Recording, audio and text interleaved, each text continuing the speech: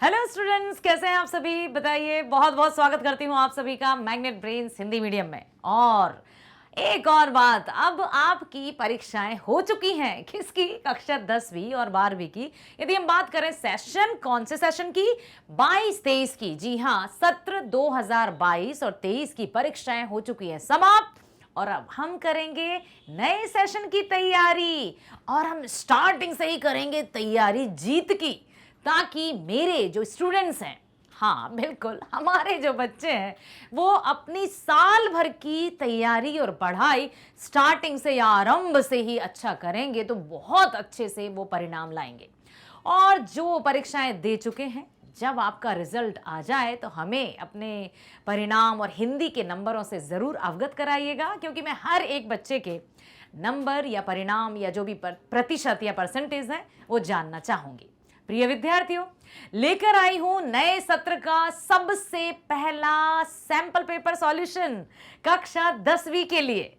जिस तरह से पेपर आएंगे सीबीएसई द्वारा ये प्रसारित किए गए हैं, तो इनको आपको बड़े ध्यान से सुनना है, समझना है, देखना है। लेकर आई हूं कक्षा 10वीं हिंदी अ, कोड है 002, CBSE sample question paper solution 2023-24। इस बात को जरूर आप देख लीजिए कि जो हमारा हम लोग क्या कर चुके हैं, अभी हम 22-23 की पढ़ाई और परीक्षाएं तो कर चुके हैं। अब हम कर रहे हैं नए सत्र की तैयारी, वो भी जोरों शोरों से। तो 2023-24 का सैंपल पेपर है, कक्षा 10वीं का सैंपल पेपर है कि किस तरह से आगामी परीक्षाएं होंगी, और आपका जो हिंदी का क्वेश्चन पेपर है, प्रश्न पत्र है, वो किस तरह से आएगा, उसी का प्रतिदर्श यहां पर आपके लिए लेकर आई हूं। सैंपल पेपर को हिंदी में प्रतिदर्श कहते हैं। हम चलते हैं और देखते हैं कि सबसे जो पृष्ठ रहता है हमारा, एकदम पहला फ्रंट पेज, वो किस तरह का रहेगा। आप देखिए यहां पर, प्रतिदर्श प्रश्न पत्र कक्षा 10वीं हिंदी आ की जब हम बात करते हैं तो कोड इसका है 002। ये आप हमेशा याद रखिएगा। और कोर्स आ का अर्थ है जो हिंदी की पाठ्य पुस्तकें हैं, हिंदी पाठ्य पुस्तक। एक है हमारी क्षितिज, क्षितिज भाग 2, क्योंकि भाग 1 पढ़ते हैं हम 9th में। दूसरी है कृतिका, जो कि पूरक पाठ्य पुस्तिका है, कृतिका, ये भी है भाग 2। तो कोर्स ए की जब हम बात करते हैं तो क्षितिज और कृतिका ही हमारी 2 पाठ्य पुस्तिकाएं होती हैं। ठीक है, कोर्स ए अर्थात जिसका ये कोड है 002। कोर्स आ हम बात करते हैं जिसमें क्षितिज और कृतिका ये पाठ्य पुस्तिकाएं रहती हैं। कोर्स बी में स्पर्श और संचयन, कोर्स ए या आ में क्षितिज और कृतिका। भाग 2 9वीं भाग 1, 10वीं भाग 2।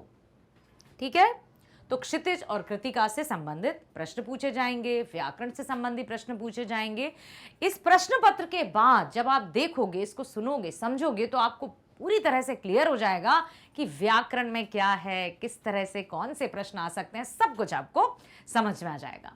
तो प्रतिदर्श प्रश्न पत्र कक्षा 10वीं हिंदी अ, निर्धारित समय है 3 घंटे और पूर्णांक है 80। निर्देश दिए हैं, इनको बहुत ध्यान से सुनिएगा, देखिएगा। इस प्रश्न पत्र में 2 खंड हैं, खंड का और खा। खंड का और खंड खा। खंड का में वस्तुपरक बहुविकल्पी और खंड खा में वस्तुनिष्ठ वर्णात्मक प्रश्न दिए गए हैं। प्रश्न पत्र के दोनों खंडों में प्रश्नों की संख्या 17 है और सभी प्रश्न अनिवार्य हैं। प्रश्न पत्र के दोनों खंडों में प्रश्नों की संख्या 17 है। यदि हम बात करें दोनों खंड अर्थात खंड का और खंड खा, दोनों को मिलाकर जो कुल प्रश्न रहेंगे वे 17 रहेंगे। ठीक है, इतना हुआ क्लियर? बहुत सही। यथासंभव सभी प्रश्नों के उत्तर क्रमानुसार ही हमें लिखना है, जिस तरह से प्रश्न पत्र में दिए जा रहे हैं 1 2 3 4, खंड का में इतने प्रश्न, खंड खा में इतने प्रश्न। तो जो प्रश्न पत्र की क्रम है उसी के आधार पर हमें उत्तर पुस्तिका में भी उत्तर लिखने चाहिए, ताकि जब हमारी आंसर शीट उत्तर पुस्तिका चेकर्स के हाथों में जाती है, जी हाँ एग्जामिनर्स के हाथ में जाती है, तो वो बड़ा अच्छा लगता है कि बच्चे ने बहुत अच्छे से किया है और फ्लो में कॉपीज आपकी बहुत अच्छे से चेक हो जाती हैं, अच्छे आपको नंबर मिल जाते हैं। तो यथासंभव सभी प्रश्नों के उत्तर क्रमानुसार लिखना है। अब खंड का और खंड खा 2 हैं, कुल प्रश्न है 17। अब हम देखते हैं कि खंड का में कितने प्रश्न हैं। तो खंड का में कुल 10 प्रश्न हैं, जिनमें उप प्रश्नों की संख्या 44 है। अब ध्यान दीजिए, यहां पर 44 बता रहे हैं, ठीक है। इससे पहले 45 थे, लेकिन अब 44 हैं, नए सत्र की हम बात कर रहे हैं। खंड का में कुल 10 प्रश्न हैं, जिनमें उप प्रश्नों की संख्या 44 है। दिए गए निर्देशों का पालन करते हुए 40 उप प्रश्नों के उत्तर देना अनिवार्य है। 44 उप प्रश्न है, जिसमें से आपको 40 के उत्तर देने होंगे। खंड खा में कुल 7 प्रश्न है। खंड का में कितने हैं? 10। खंड खा में कितने हैं? 7। सभी प्रश्नों के साथ उनके विकल्प भी दिए गए हैं। निर्देशानुसार विकल्प का ध्यान रखते हुए सभी प्रश्नों के उत्तर दीजिए। अब देखिए, खंड का समझ में आया, 10 हैं प्रश्न और उप प्रश्न दिए हैं। 10 प्रश्न के अंदर उप प्रश्न हैं, जिनको अंग्रेजी में सब क्वेश्चंस कहते हैं, वो दिए हैं 44। और 44 में से भी आपको 40 प्रश्नों को, क्योंकि ये वस्तुपरक है, चुनना होगा और लिखना होगा। उसके साथ ही खंड खा जो है वो वर्णात्मक प्रश्न है। ऑब्जेक्टिव टाइप है खंड का, सब्जेक्टिव टाइप है खंड खा, ठीक है। इसमें 7 प्रश्न है। सभी प्रश्नों के साथ उनके विकल्प भी दिए हैं। सभी प्रश्नों के साथ आंतरिक विकल्प दिए हैं। ये भूल कभी मत कीजिएगा कि जो 3 प्रश्न हैं और तीनों को हम कर रहा है। प्रश्न को ध्यान से पढ़ना है, लिखा रहता है वहां स्पष्ट रूप से। अभी हम देखेंगे कि निम्नलिखित 3 प्रश्नों में से किन्हीं 2 के उत्तर दीजिए, तो वो रहते हैं आंतरिक विकल्प। सभी प्रश्नों के साथ उनके विकल्प भी दिए गए हैं। निर्देशानुसार विकल्प का ध्यान रखते हुए सभी प्रश्नों के उत्तर दीजिए। पढ़ते हैं हम खंड का पहला प्रश्न, जो कि है 5 नंबर का, 5 अंक का प्रश्न है। गद्यांश। निम्नलिखित गद्यांश पर आधारित बहुविकल्पी या वस्तुपरक प्रश्नों के उत्तर सर्वाधिक उपयुक्त विकल्प चुनकर लिखिए भी दिया रहता है, ठीक है। सर्वाधिक उपयुक्त विकल्प चुनकर लिखिए का तात्पर्य है कि हमें सिर्फ चुनना ही नहीं है, का खा गा घा या ABCD ही लिखकर नहीं आना है। उसके समक्ष जो भी शब्द या जो भी वाक्य लिखा रहेगा उसको भी उत्तर पुस्तिका में लिखना है। चुनकर लिखिए। पढ़े अब? हाँ, तो रीडिंग टाइम की यदि मैं बात करूं तो आपकी लिखित परीक्षा का समय है 3 घंटे और 15 मिनट आपको पढ़ने का समय भी अतिरिक्त समय दिया जाता है। तो वो 15 मिनट का जो अतिरिक्त समय है उसका आप बहुत अच्छे से इस्तेमाल कीजिए, उपयोग कीजिए, ताकि जो भी हमारे अपठित गद्यांश हैं, अपठित काव्यांश हैं, उनको पढ़कर समझकर आप सही प्रश्नों के सही विकल्प चुनकर लिख कर आ सकें। हमारे देश में हिंदी फिल्मों के गीत अपने आरंभ से ही आम दर्शक के सुख दुख के साथ ही रहे हैं। वर्तमान समय में हिंदी फिल्मों के गीतों ने आम जन के हृदय में लोकगीतों सी आत्मीय जगह बना ली है। जो भी वर्तमान हिंदी फिल्मों के गीतों ने आम जन मतलब आम जनता के हृदय में लोकगीतों सी आत्मीय जगह बना ली है। कुछ गीत हमें रहते हैं बहुत पसंद, जो हम सुख मतलब खुश हों तो वो याद जाते हैं, कभी हम थोड़ा सा उदास हों तब भी वो गीत आ जाते हैं हमें याद। तो वो आम जन के जैसे आत्मा में समा गए हैं। जिस तरह से एक जमाने में लोकगीत जनमानस के सुख दुख, आकांक्षा, उल्लास और उम्मीद को स्वर देते थे, आज फिल्मी गीत उसी भूमिका को निभा रहे हैं। इतना ही नहीं, देश की विविधता को एकता के सूत्र में बांधने में हिंदी फिल्मों का योगदान सभी स्वीकार करते हैं कि जो देखिए, देश की विविधता को एकता के सूत्र में बांधने का कार्य हिंदी फिल्मों का योगदान सभी स्वीकार करते हैं कि हिंदी फिल्मों ने अनेकता में एकता भी लाई है। बहुत सारे ऐसे गीत हैं, कई गीत हैं जो साथी हाथ बढ़ाना, एक अकेला थक जाएगा मिलकर बोझ उठाना, साथी हाथ बढ़ाना साथी रे, तो ये जो है बहुत सुंदर तरीके से यहाँ पर फिल्मी जगत का, दुनिया का, गीत संगीत का मुख्य रूप से उसका बताया है, उसकी महत्ता को। हिंदी भाषा की शब्द संपदा को समृद्ध करने का जो काम राजभाषा विभाग तत्सम शब्दों की सहायता से कर रहा है, वही कार्य फिल्मी गीत और डायलॉग लिखने वाले विविध क्षेत्रीय भाषाओं के मेल से करते दिखाई पड़ रहे हैं। समझ में आया? देखो मैं बताती हूँ। जिस तरह से हम अपनी राजभाषा को और समृद्ध बनाने के लिए हमारी शब्द संपदा का विकास कर रहे हैं, शब्द संपदा, शब्दकोश को और विकसित करते जा रहे हैं, ताकि राजभाषा विभाग तत्सम शब्द क्या होते हैं पता है ना? तत्सम, तद्भव, देशज और विदेशी। तो तत्सम शब्द वे शब्द होते हैं जो संस्कृत भाषा से यथावत हिंदी में ले लिए जाते हैं। तत्भव, तत्सम मतलब जैसे थे वैसे ही ले लिए हैं, संस्कृत के शब्दों को यथावत हिंदी में शामिल कर लिए, तो वे शब्द कहलाते हैं तत्सम। तत्भव, जैसे थे उनमें थोड़ा सा परिवर्तन हो गया है, तो वे कहलाते हैं तद्भव। देशज हमारे देश के, आगत या विदेशी हैं दूसरी भाषा के या दूसरे देशों के। तो तत्सम शब्दों की सहायता से कर रहा है राजभाषा का वही कार्य फिल्मी गीत और डायलॉग लिखने वाले विविध क्षेत्रीय भाषाओं के मेल से करते हुए दिखाई पड़ते हैं।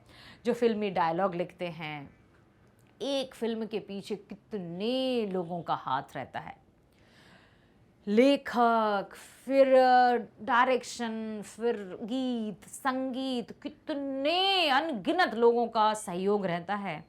और जब पर्दे पर कोई भी फिल्म आती है तो दिखाई देते हैं वही हीरो, हीरोइन या जो भी साइड भूमिका जो निभाते हैं वो सिर्फ दिखाई देते हैं, लेकिन अनगिनत लोगों की सहायता रहती है, सहयोग रहता है।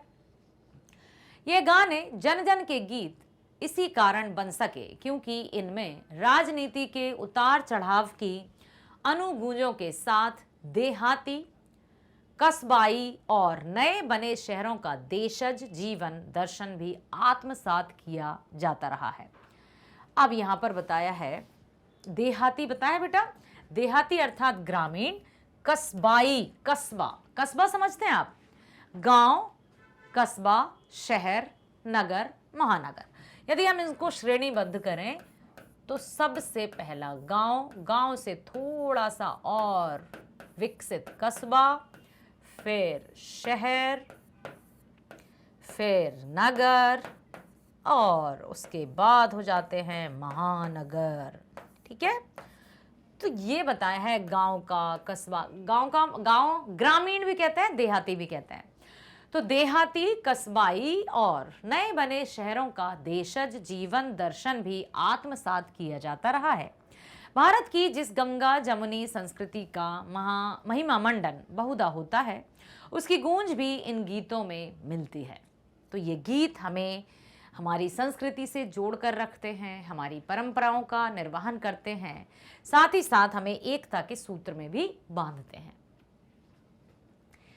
आज़ादी की लड़ाई के दौरान लिखे प्रदीप के गीत हों या स्वाधीनता प्राप्ति साथ ही होने वाले देश के विभाजन की विभीषिका, सभी को भी इन गीतों में बहुत संवेदनशील रूप से व्यक्त किया गया है।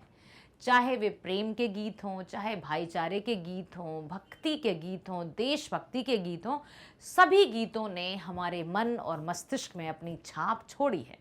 ठीक है प्रीत जहाँ की रीत सदा, मैं गीत वहाँ के गाता हूँ, भारत का रहने वाला हूँ, भारत की बात सुनाता हूँ। गोरे काले का भेद नहीं, हर दिल से हमारा नाता है, कुछ और ना आता हो हमको, हमें प्यार निभाना आता है, जिसे मान चुकी सारी दुनिया, मैं बात वही दोहराता हूँ, भारत का रहने वाला हूँ, भारत की बात सुनाता हूँ। बहुत सुंदर सुंदर समृद्ध गीत आए हैं। यदि देशभक्ति की हम बात करें तो ऐ मेरे वतन के लोगों ज़रा आँख में भर लो पानी, जो शहीद हुए हैं उनकी ज़रा याद करो कुर्बानी। बहुत सारे ऐसे गीत हैं। हिंदी फिल्मी गीतों के संसार में हिंदी उर्दू का झगड़ा भी काफ़ी पनप नहीं सका। प्रदीप, नीरज जैसे शानदार हिंदी कवियों, इंदिवर तथा शैलेंद्र जैसे श्रेष्ठ गीतकारों और साहिर, कैफी, मजरूह जैसे मशहूर शायरों को हिंदी सिनेमा में हमेशा एक ही बिरादरी का माना जाता है। कैफी आज़मी, ठीक है, कर चले हम फिदा जानो तन साथियों, अब तुम्हारे हवाले वतन साथियों, बहुत मजरूह सुल्तानपुरी जी शायर रहे हैं, तो उनके गीतों का भी बहुत ही एक कहें कि अनमोल इन्होंने योगदान दिया है हिंदी फिल्म को, तो ये बिल्कुल इसमें अतिशयोक्ति नहीं होगी। ये सिनेमा की इस दुनिया की ही खासियत है कि एक तरफ गीतकार साहिर ने कहाँ है मुहाफिज खुदी के जिन्हें नाज है हिंद पर वो कहाँ है, क्या है, कहाँ है मुहाफिज खुदी के जिन्हें नाज है हिंद पर वो कहाँ है। तो गीतकार साहिर की बात की गई है यहाँ पर। लिखा तो दूसरी तरफ उन्होंने ही संसार से भागे फिरते हो, भगवान को तुम क्या पाओगे, ये भोग भी एक तपस्या है, तुम प्यार के मारे क्या जानोगे, अपमान रचेता का होगा, रचना को अगर ठुकराओगे, जैसी पंक्तियां भी रची हैं। परवर्तियों में गुलजार ऐसे गीतकार हैं जिन्होंने उर्दू, हिंदी, पंजाबी, राजस्थानी के साथ पूर्बिया बोलियों में मन को मोह लेने वाले गीतों की रचना की है। तो अनेक गीतकार, संगीतकार और बहुत सारे कवियों ने अमिट छाप छोड़ी है। हिंदी सिनेमा जगत के लिए अपना बहुमूल्य या यूं कहें कि अमूल्य योगदान दिया है। बंदनी के मोरा गोरा अंग लईले, मुहे श्याम रंग दई दे, कजरारे कजरारे तेरे कारे कारे नैना, यारा सिल्ली सिल्ली रात का ढलना, चप्पा चप्पा चरखा चले, आपने सब सुने होंगे, चप्प चप्प चरखा चले, सुना है।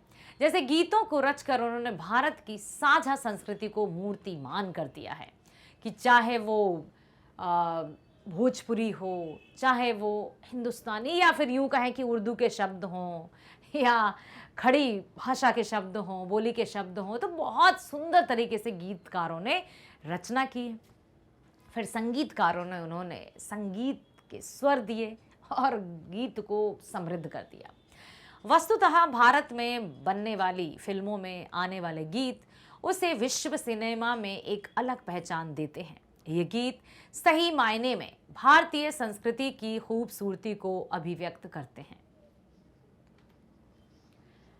चलते हैं अब प्रश्नों की तरफ।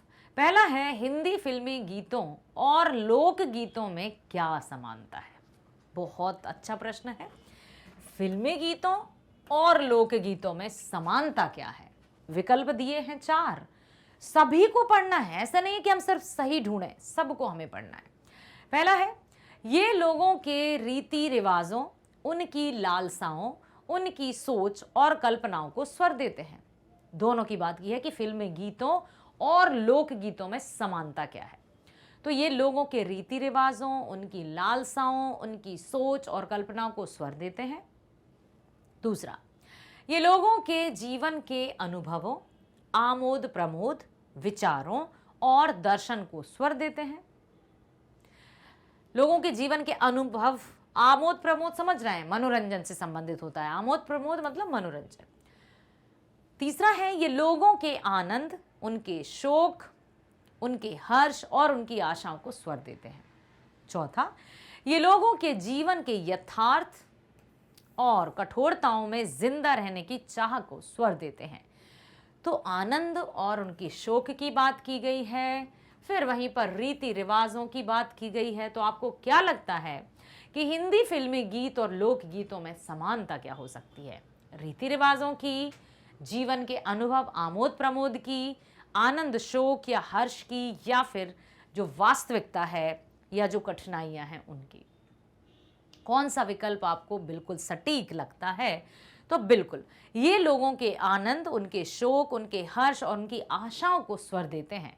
तो यहाँ पर फिल्मी गीत हों या लोकगीत हों, उनमें लोगों के आनंद मतलब खुशी, शोक मतलब दुख, तो हर एक बात को इनके माध्यम से मतलब पूरी तरह से भावनाओं में ये समाहित हैं।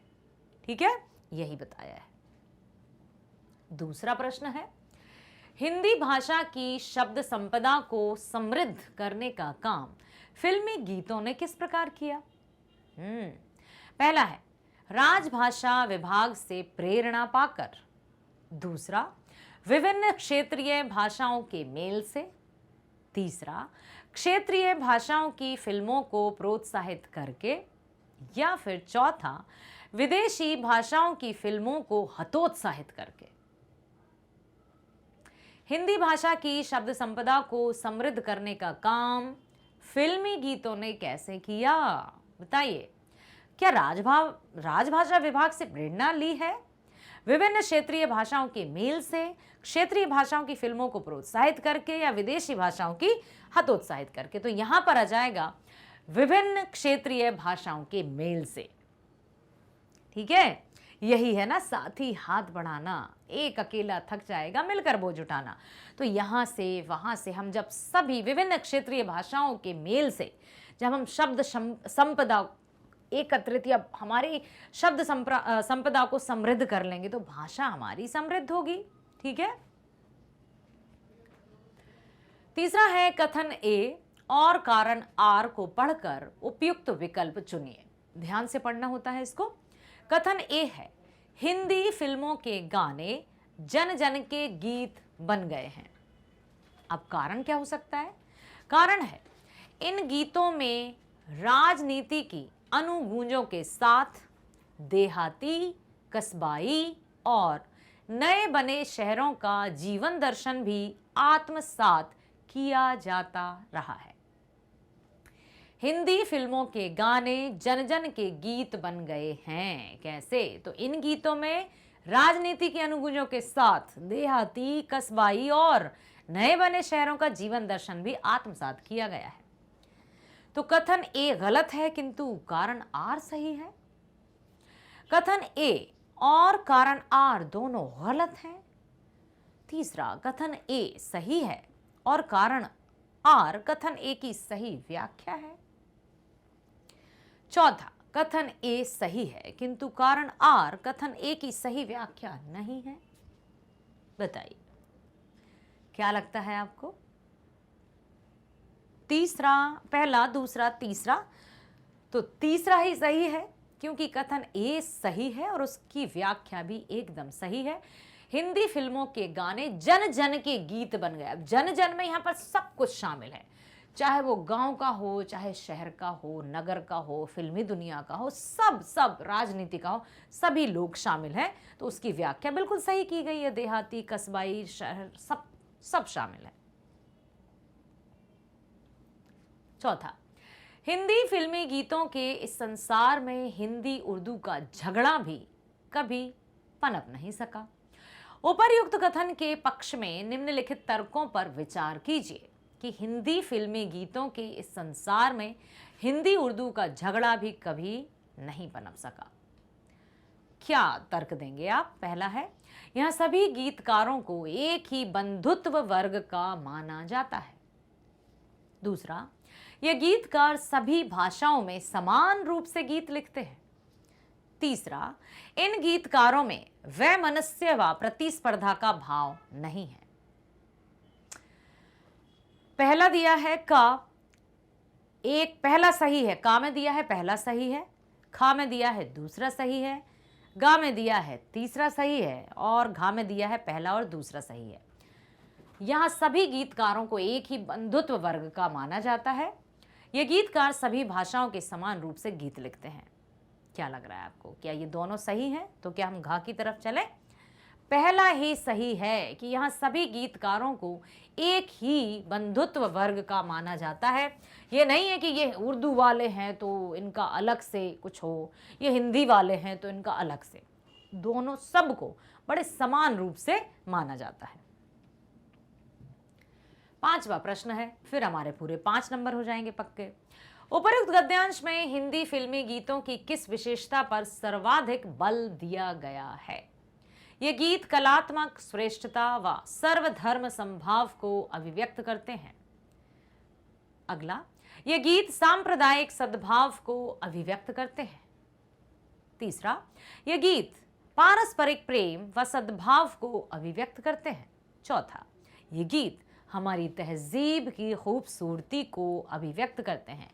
तो उपरोक्त गद्यांश में हिंदी फिल्मी गीतों की किस विशेषता पर सर्वाधिक बल दिया है? सबसे ज्यादा जोर किस पर दिया है? कलात्मक श्रेष्ठता, सर्वधर्म समभाव, सांप्रदायिक समभाव, पारस्परिक प्रेम सद्भाव, तहजीब खूबसूरती। तो देखिए, कलात्मक श्रेष्ठता, सांप्रदायिक सद्भाव, पारस्परिक प्रेम सद्भाव या तहजीब खूबसूरती। क्या लगता है आपको कि हमारे जो अभी हमने गद्यांश पढ़ा उसमें किस विशेषता पर जोर दिया है? सांप्रदायिक, पारस्परिक, कलात्मक, श्रेष्ठ, तहजीब, खूबसूरती। तो यहां पर आ जाएगा ये गीत हमारी तहजीब की खूबसूरती को अभिव्यक्त करते हैं कि हम किस तहजीब, कहते हैं ना तहजीब से रहो, अपने मान मर्यादा, अपनी लोक सीमाएं जो हमारी आपसी प्रेम को भी बढ़ावा देती हैं, उसको यहाँ पर गीतों के माध्यम से दिखाया गया है। चलते हैं दूसरे प्रश्न की ओर। निम्नलिखित काव्यांश पर आधारित बहुविकल्पी वस्तुपरक प्रश्नों के उत्तर सर्वाधिक उपयुक्त विकल्प चुनकर लिखिए। चुनना भी है और लिखना भी है। जैसे अभी हमने देखा बेटा, यहाँ पर देखो कि यहाँ पर घा सही है, तो आप सिर्फ घा अकेला लिखकर ही नहीं आएंगे, घा के आगे जो लिखा है ना उसको भी आपको लिखकर आना, इसलिए यहाँ पर दिया रहता है लिखिए। पढ़ते हैं दूसरा प्रश्न। निम्नलिखित काव्यांश पर आधारित बहुविकल्पी वस्तुपरक प्रश्नों के उत्तर सर्वाधिक उपयुक्त विकल्प चुनकर लिखिए। फिर से चल रहे हैं 5 नंबरों की तरफ। पढ़ते हैं। हम धरती के बेटे बड़े कमेरे हैं, कमेरे मतलब कमाऊ, भरी थकान में सोते फिर भी उठते बड़े सवेरे हैं। भरी थकन में, ठीक है, कहते हैं थकन हो गई है, बहुत थकावट सी हो गई है। हम धरती के बेटे बड़े कमेरे हैं, भरी थकन में सोते फिर भी उठते बड़े सवेरे हैं। धरती की सेवा करते हैं, कभी न मेहनत से डरते हैं। धरती की सेवा करते हैं, कभी न मेहनत से डरते हैं। लू हो चाहे ठंड सयानी, लू भयंकर वाली जब गर्मी होती है, ऐसा लगता है मानो सूरज आग के गोले बरसा रहा है। तो लू हो चाहे ठंड सयानी, चाहे झरझर बरसे पानी, ये तो मौसम है, हमने तूफानों के मुंह फेरे हैं। भाई ये तो सिर्फ मौसम है, चाहे गर्मी हो चाहे सर्दी हो, अरे हमने तो तूफानों तक के मुंह फेर दिए हैं। क्यों? क्योंकि हम धरती के बेटे बड़े कमेरे हैं। किसी भी तरह से हम डरते नहीं हैं, हम थकते नहीं हैं, हम रुकते नहीं हैं और हम पीछे हटते नहीं हैं। खेत लगे हैं अपने घर से, हमको गरज नहीं दफ्तर से, ये भी सही है। अब आपको पता है ना कि किस पर आधारित है ये? यस, भारतीय कृषक और जो मेहनत मजदूरी और हमेशा जो किसान है अपने खून पसीना एक करके हमेशा खेती किसानी में लगे रहते हैं, जो सड़कों का निर्माण करते हैं, ठीक है, उनकी ओर कवि ने संकेत किया है कि हम ऑफिस या दफ्तर नहीं जाना है, हमारे तो खेत ही घर से लगे हुए हैं। तो खेत लगे हैं अपने घर से, हमको गरज नहीं दफ्तर से। दूर शहर से रहने वाले सीधे साधे भोले भाले, तो यहां पर ग्रामीण की बात की है। अब आपको ये समझ में आ रहा होगा, खेत और हमको नहीं गरज दफ्तर से, दूर शहर से सीधे साधे भोले भाले, तो किसान, मजदूर, ठीक है, जो गांव में वास करते हैं, जो ग्रामीण हैं, ठीक है, खेत लगे हैं अपने घर से, हमको गरज नहीं दफ्तर से, दूर शहर से रहने वाले सीधे साधे भोले भाले, रखवाले अपने खेतों के जिनमें बीज बिखेरे हैं। एक ये तो पंक्ति याद ही कर लो, हम धरती के बेटे बड़े कमेरे हैं, हाथों में लेकर हल हसिया। हसिया देखा होगा, हल देखा होगा। अब तो हल ट्रैक्टर्स हो गए, लेकिन आज भी बहुत जो इंटीरियर एरिया रहते हैं या जो बहुत अंदर के इलाके हैं, गांव हैं, ग्रामीण एरिया है, क्षेत्र है, वहां पर आज भी हल से खेती की जाती है। हाथों में लेकर हल हसिया, गाते नई फसल के रसिया, धरती को साड़ी पहनाते, दूर दूर तक भूख मिटाते, मुट्ठी भर दानों को रखकर कहते हैं बहु तेरे हैं,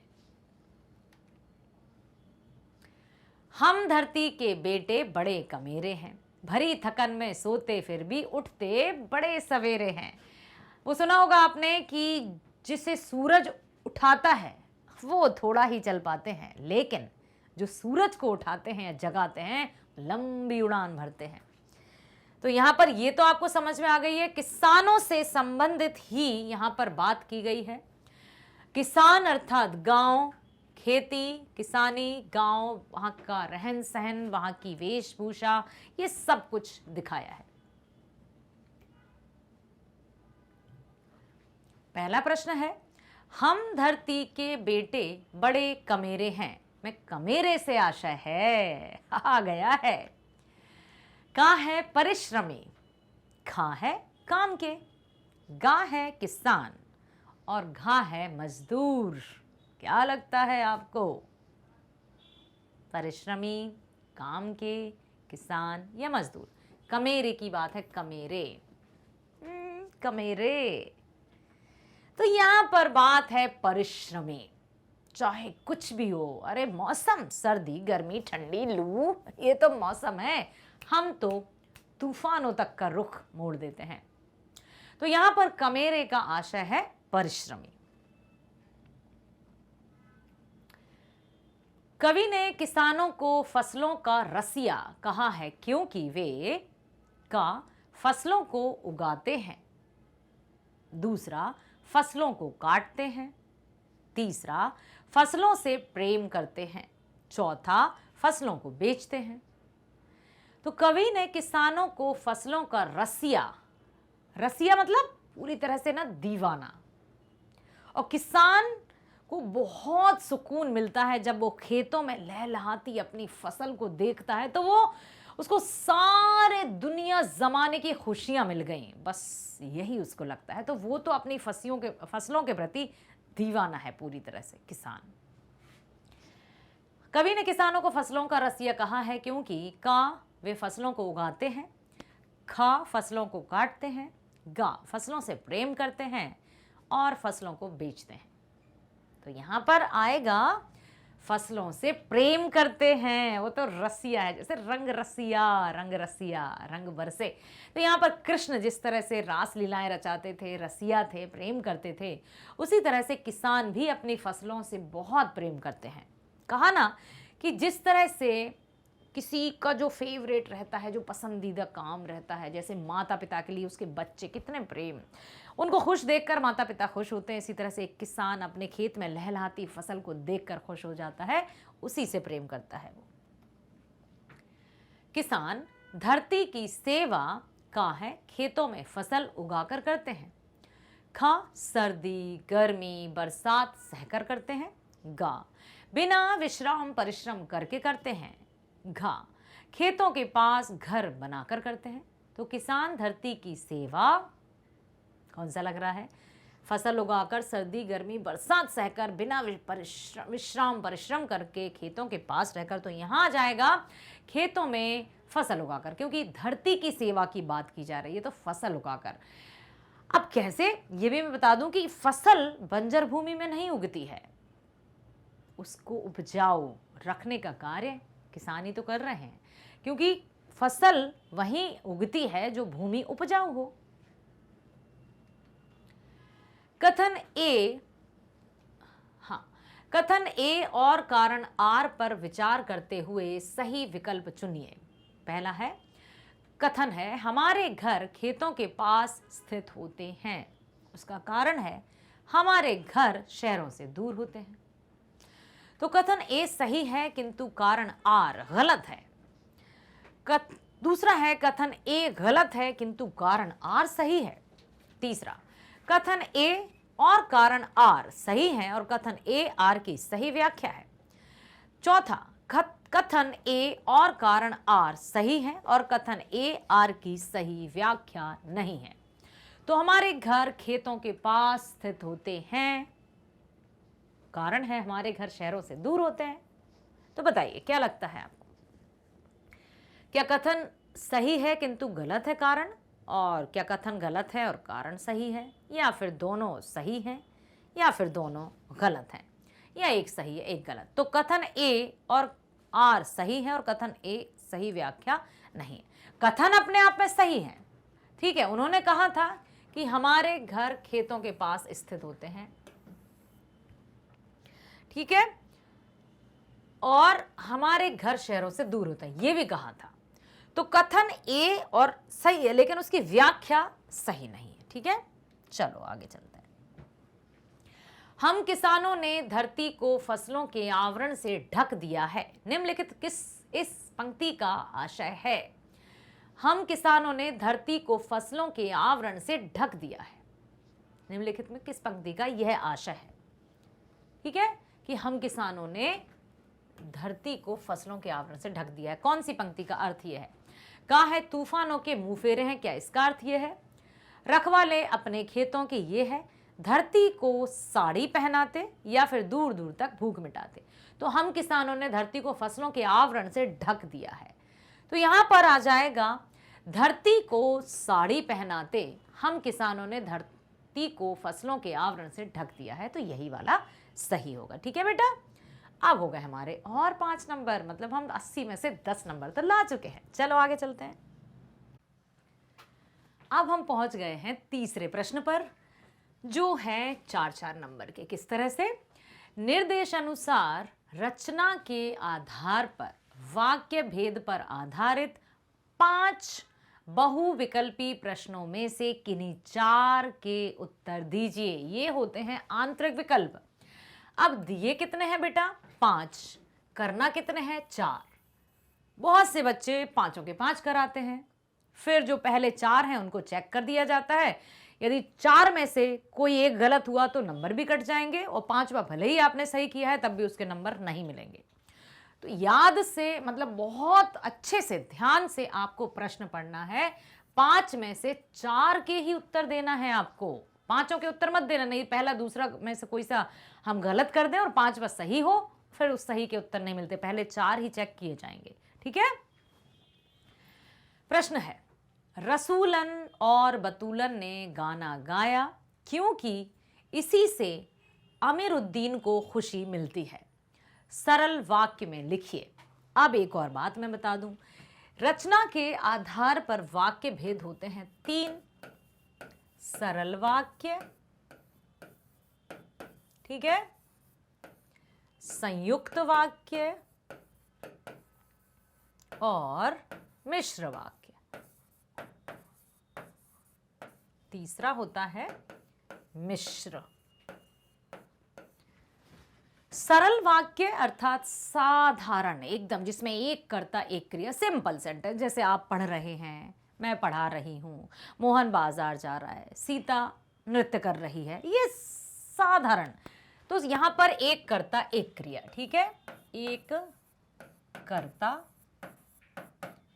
एक क्रिया, सरल वाक्य हो गए। संयुक्त वाक्य क्या होते हैं? संयुक्त वाक्य वे वाक्य होते हैं जो सरल वाक्यों से मिलकर बनते हैं। अब जब कोई मिलेगा तो जोड़ने के लिए कुछ तो चाहिए ना, जैसे एक और एक को जोड़ने के लिए हम क्या करते हैं?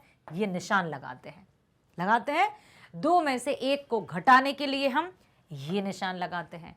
तो उसी प्रकार से जब सरल वाक्यों को जोड़ेंगे तो कुछ तो चाहिए, तो वो कहलाते हैं योजक शब्द। योजक शब्द कौन से होते हैं?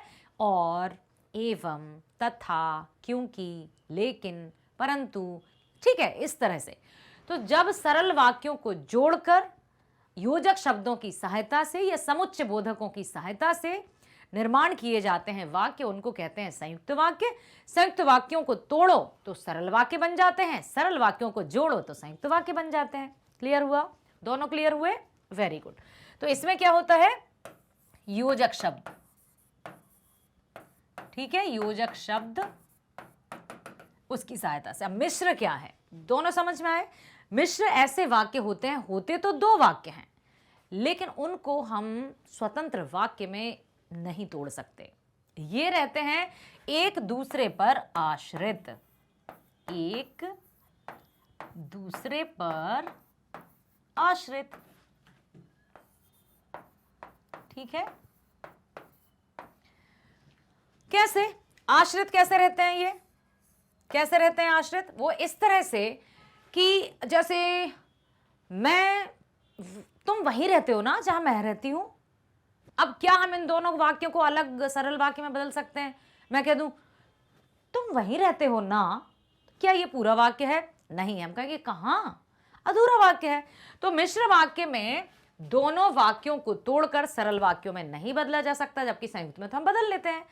अब आपको यह बताना है कि निर्देश अनुसार रचना के आधार पर वाक्य भेद पर आधारित 5 में से 4 चुनना है। अब इसको पढ़ो ध्यान से। रसूलन और बतूलन ने गाना गाया क्योंकि इसी से अमीरुद्दीन को खुशी मिलती है। तो इसको बदलना है सरल वाक्य में। क्यों? क्योंकि ये अभी है संयुक्त वाक्य में, क्योंकि लगा है। और आप सोचें कि हाँ यहां और भी लगा है, तो यहां और दो शब्दों के बीच में लगा है, इसलिए सिर्फ इस और के कारण ये संयुक्त नहीं है। जब और दो वाक्यों के बीच में होता है तब वो और संयुक्त के लिए होता है, लेकिन यहां आया है क्योंकि संयुक्त के लिए। ठीक है, तो अब देखेंगे हम सरल वाक्य कौन सा होगा। रसूलन और बतूलन के गायन से अमीरुद्दीन को खुशी मिलती है। दूसरा, रसूलन और बतूलन जैसे ही गाती हैं अमीरुद्दीन को खुशी मिलती है। तीसरा, रसूलन और बतूलन गाती हैं और अमीरुद्दीन को खुशी मिलती है। चौथा, रसूलन और बतूलन के गीतों से अमीरुद्दीन को खुशी मिलती है। अब यहां पर है रसूलन और बतूलन ने गाना गाया। अब देखिए ये दोनों तो बिल्कुल नहीं है, ये और ये तो बिल्कुल नहीं है। क्यों? क्योंकि यहां है जैसे ही गाती हैं, तो जैसे ही वैसे ही नहीं आता है सरल वाक्य में। रसूलन और बतूलन गाती हैं और यहां भी वाक्यों के बीच में और है, तो ये भी सरल वाक्य नहीं है। ठीक है, अब बचा है हमारा पहला और आखिरी। अब इनमें से बताइए कि सरल मतलब सिंपली समझ में कौन सा आ रहा है कि इसका सही है। रसूलन और बतूलन के गायन से अमीरुद्दीन को खुशी मिलती है, या फिर रसूलन और बतूलन के गीतों से अमीरुद्दीन को खुशी मिलती है। तो रसूलन और बतूलन ने गाना गाया क्योंकि इसी से अमीरुद्दीन को खुशी मिलती है। तो अब गीत कहेंगे या गायन कहेंगे? ठीक है, तो यहां पर सही जवाब होगा कि रसूलन और बतूलन के गायन से, क्योंकि वो ऐसा नहीं कि वो आएंगे तब वो गीत सुनाएंगी, वो जो गाती हैं, कभी ठुमरी कभी टप्पे, इस तरह से उनकी जो धुन है, जो गायन का जो तरीका है, उसको अमीरुद्दीन जब सुनते हैं तो वो जब भी फिल्म देखने जाते थे वहीं उसी गली से होकर गुजरते थे जहां पर रसूलन बाई और बतूलन बाई अपना गायन किया करती थी। ठीक है, तो इसका सही सरल वाक्य यही होगा। ठीक है, दूसरा, दूसरी बार जब हालदार साहब उधर से गुजरे तो उन्हें मूर्ति में कुछ अंतर दिखाई दिया। इस मिश्रित वाक्य को संयुक्त वाक्य में बदलिए। अब है ये मिश्रित वाक्य कैसे?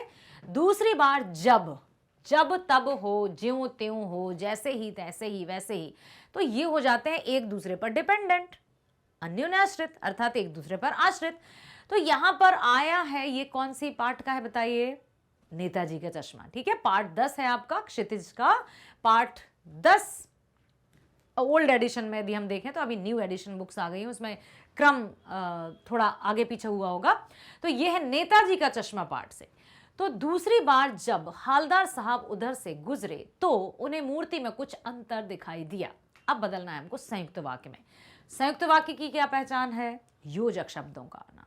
ठीक है, कहा है जैसे ही दूसरी बार हालदार साहब उधर से गुजरे उन्हें मूर्ति में कुछ अंतर दिखाई दिया। जैसे ही है मतलब ये तो नहीं है, क्योंकि जैसे ही वैसे ही तो मिश्र वाक्य की पहचान है, तो पहले को हमने हटा दिया। दूसरा पढ़ते हैं। दूसरी बार उधर से गुजरते समय हालदार साहब को मूर्ति में कुछ अंतर दिखाई दिया। तो ये तो इसमें और एवं तथा किंतु परंतु लेकिन है ही नहीं, मतलब ये तो सरल वाक्य है और हमें ढूंढना है संयुक्त। तो ये दोनों हमने कर दिए क्रॉस।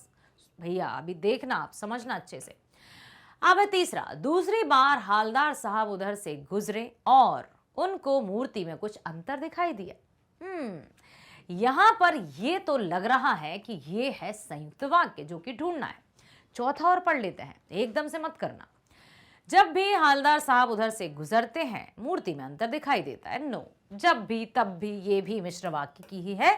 तो ये जो तीसरा है वही होना चाहिए इसका सही जवाब, और सही जवाब यही है, क्योंकि और तो लगा ही है, साथ ही हमें यह भी ध्यान देना होता है बेटा कि और शब्दों के बीच में है या वाक्यों के बीच में है।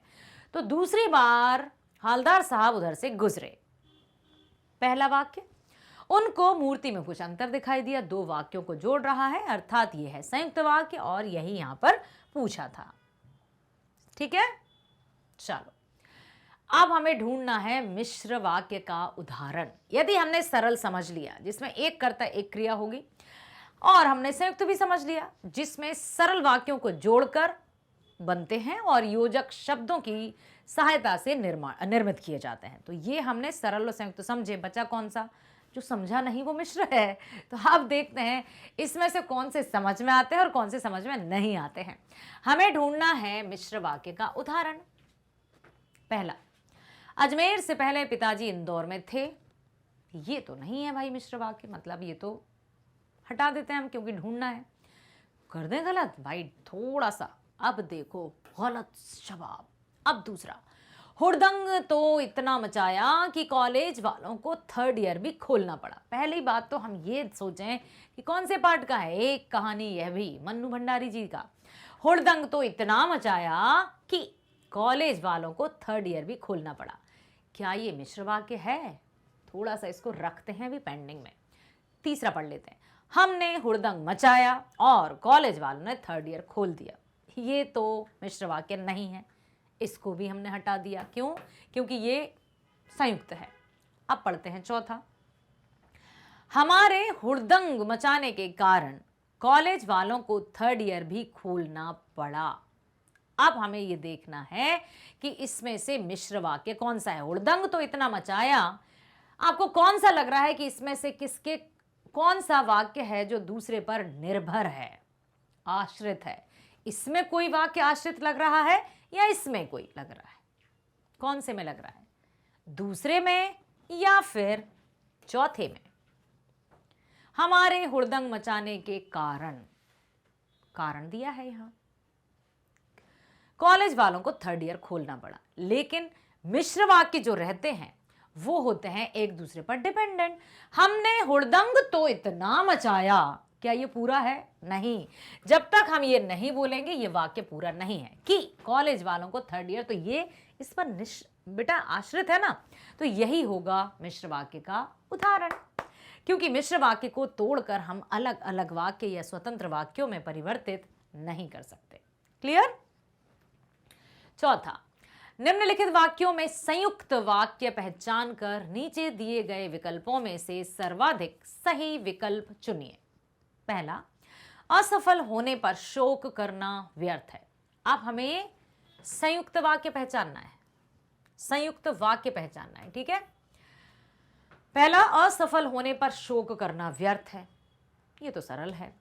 मैं एक दिन अमेरिका जाऊंगी तथा अपना शेष जीवन वहीं बिताऊंगी। ये मैं नहीं कह रही हूं, वाक्य मैं नहीं जाऊंगी भैया, मैं भारत में ही रहूंगी। ठीक है।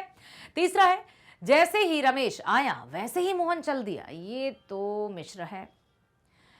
विद्यार्थी परिश्रमी है तो अवश्य सफल होगा। हमें ढूंढना है संयुक्त। क्लियर दिख रहा है अब यहां पर? जिस वाक्य की हमने थोड़ी सी चर्चा की थी वही है संयुक्त। ये तो है आपका सरल। मैं एक दिन अमेरिका जाऊंगी, अपने आप में पूर्ण वाक्य। अपना शेष जीवन वहीं बिताऊंगी, पूर्ण वाक्य जोड़ने का काम कर रहा है तथा, अर्थात यही होगा संयुक्त वाक्य। ठीक है, तो यहां विद्यार्थी परिश्रमी है तो अवश्य सफल होगा, दूसरा और चौथा यहां पर सही होगा। ठीक है, चलो, तो तब ये सब भी होते हैं उसमें।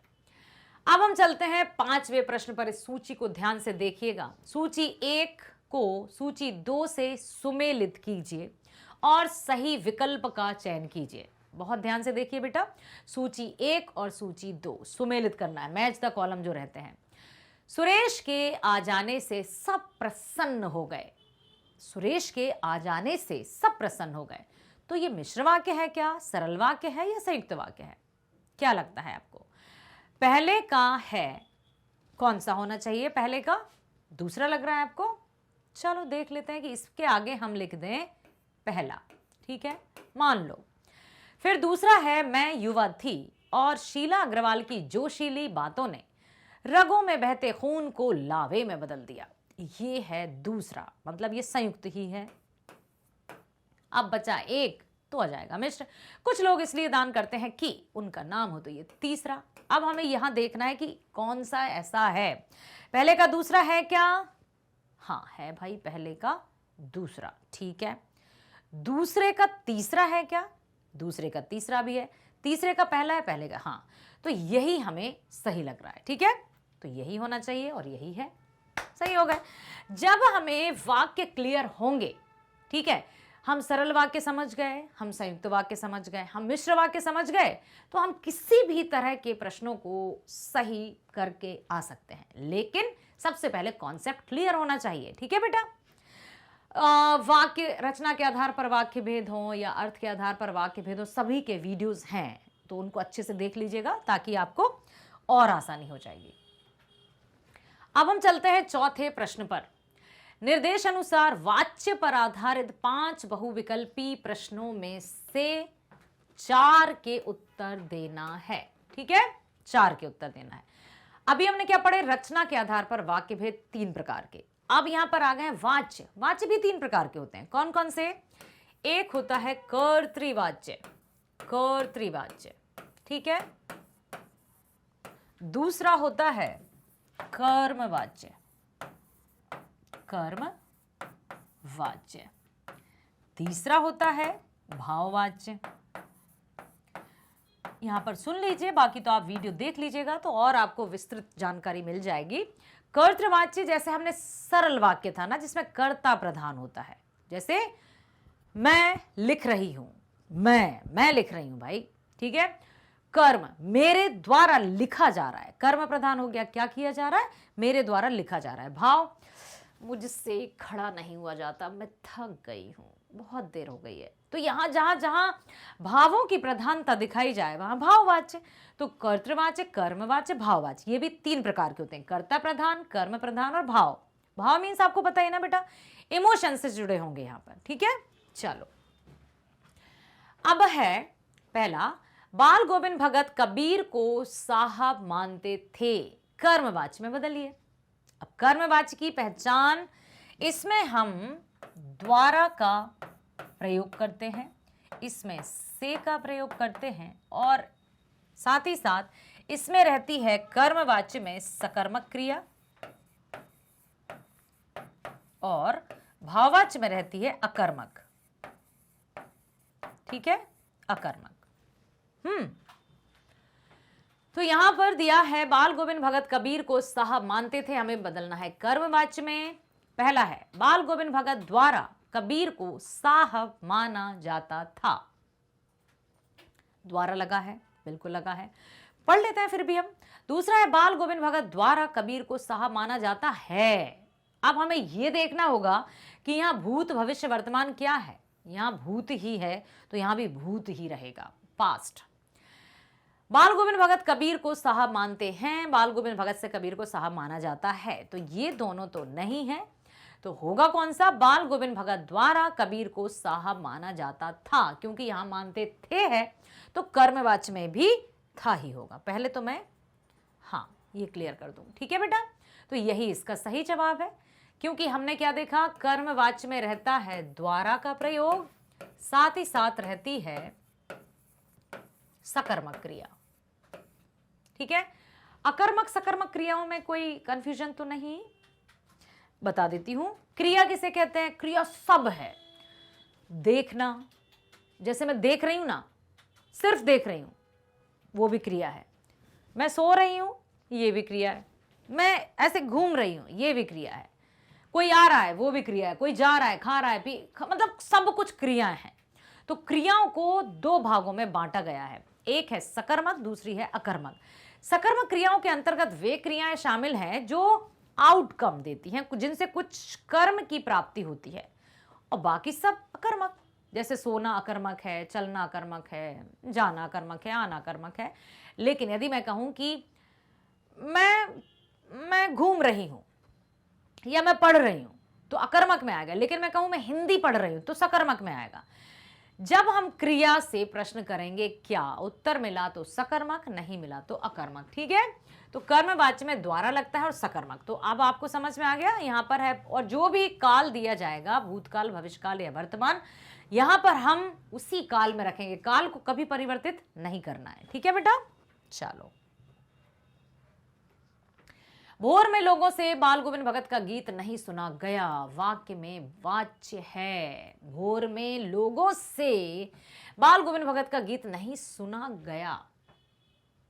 कब नहीं सुना गया था? जब बाल गोविंद भगत स्वयं अपनी माटी छोड़कर जा चुके थे। तो ये जुड़ा है सीधा भावनाओं से। क्या ये कर्मवाच्य होगा, भाववाच्य होगा, कर्तृवाच्य होगा, या कर्त और कर्मवाच्य दोनों होंगे? तो यहां पर आ जाएगा ये भाववाच्य है, क्योंकि सीधा जुड़ा है हमारी भावनाओं से। धान के पानी भरे खेतों में बच्चे उछल रहे हैं, उदाहरण किसका है? धान के पानी भरे खेतों में बच्चे उछल रहे हैं। क्या ये कर्म है? नहीं है। क्या ये भाव है? नहीं है। तो बचा कौन सा? कर्तृ। भाव, कर्त, कर्म, विचार। तो यहां पर आ जाएगा कर्तृवाच्य। ठीक, निम्नलिखित वाक्यों में भाववाच्य का उदाहरण ढूंढना है। ध्यान से देखना बेटा, खास तौर से तब जबकि और विकल्पों के और विकल्प दिए हों।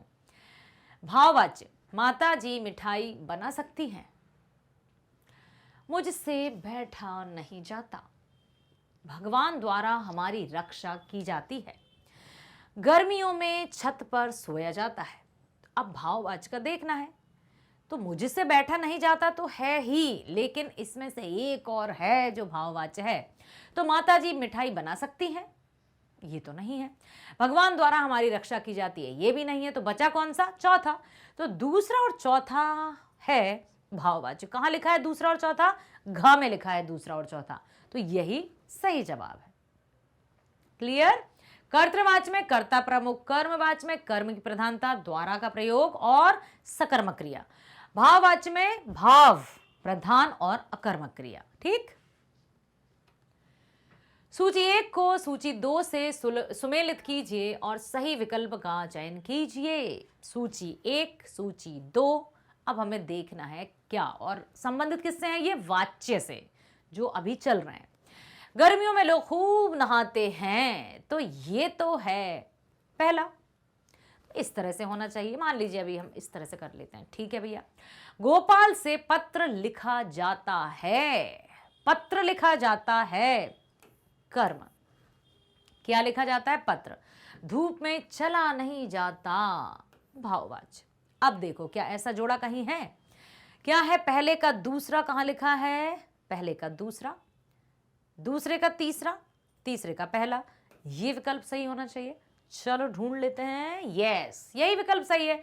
जब हमें कॉन्सेप्ट क्लियर होता है तो हम बहुत, ऐसा नहीं कि जल्दी भैया अकड़ बक्कड़ बम्बे 80 90 पूरे 100 लगा दो और बस, ऐसा मत करना। बहुत अच्छे से सोच समझकर आप करोगे तो उत्तर सही होगा ही।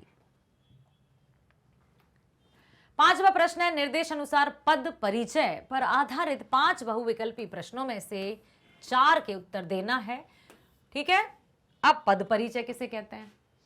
पद क्या होते हैं? परिचय किसे कहते हैं? पद का अर्थ पता है आपको? पद मीन्स मीराबाई के पद, जवाब तो सही है। और पैर, ईश्वर के चरण, जवाब ये भी सही है। और क्या होता है पद का अर्थ? ओहदा, पोजीशन, ये भी सही है। लेकिन यदि मैं कहूं कि यहां पर इन तीनों की ही बात नहीं हो रही, यहां पद कुर और ही है। कौन है? शब्द। शब्द को ही पद कहते हैं। लेकिन कब कोई शब्द पद बन जाता है? जब कोई शब्द किसी वाक्य में प्रयोग किया जाता है तो वो शब्द ही पद बन जाता है। जैसे यदि हम एक एक करके लिखें, पेन, चश्मा, घड़ी, चूड़ी, कंगन, कुछ भी इस तरह से लिखेंगे तो वे शब्द हैं। लेकिन यदि हम लिखें कि मैं कलम से या पेन से लिखती हूं, फिर उसका अंडरलाइन हो, तो वो वाक्य में प्रयोग हो गया, तो वो शब्द पद बन जाता है। तो हमें देना होता है पदों का परिचय।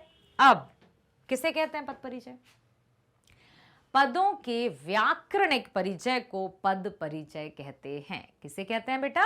पदों के व्याकरणिक परिचय को पद परिचय कहते हैं। पहला है, हम देहरादून घूमने गए। रेखांकित पद का परिचय है हम। ध्यान से देखना। और एक बात मैं बता दूं कि पद परिचय में संपूर्ण व्याकरण शामिल है।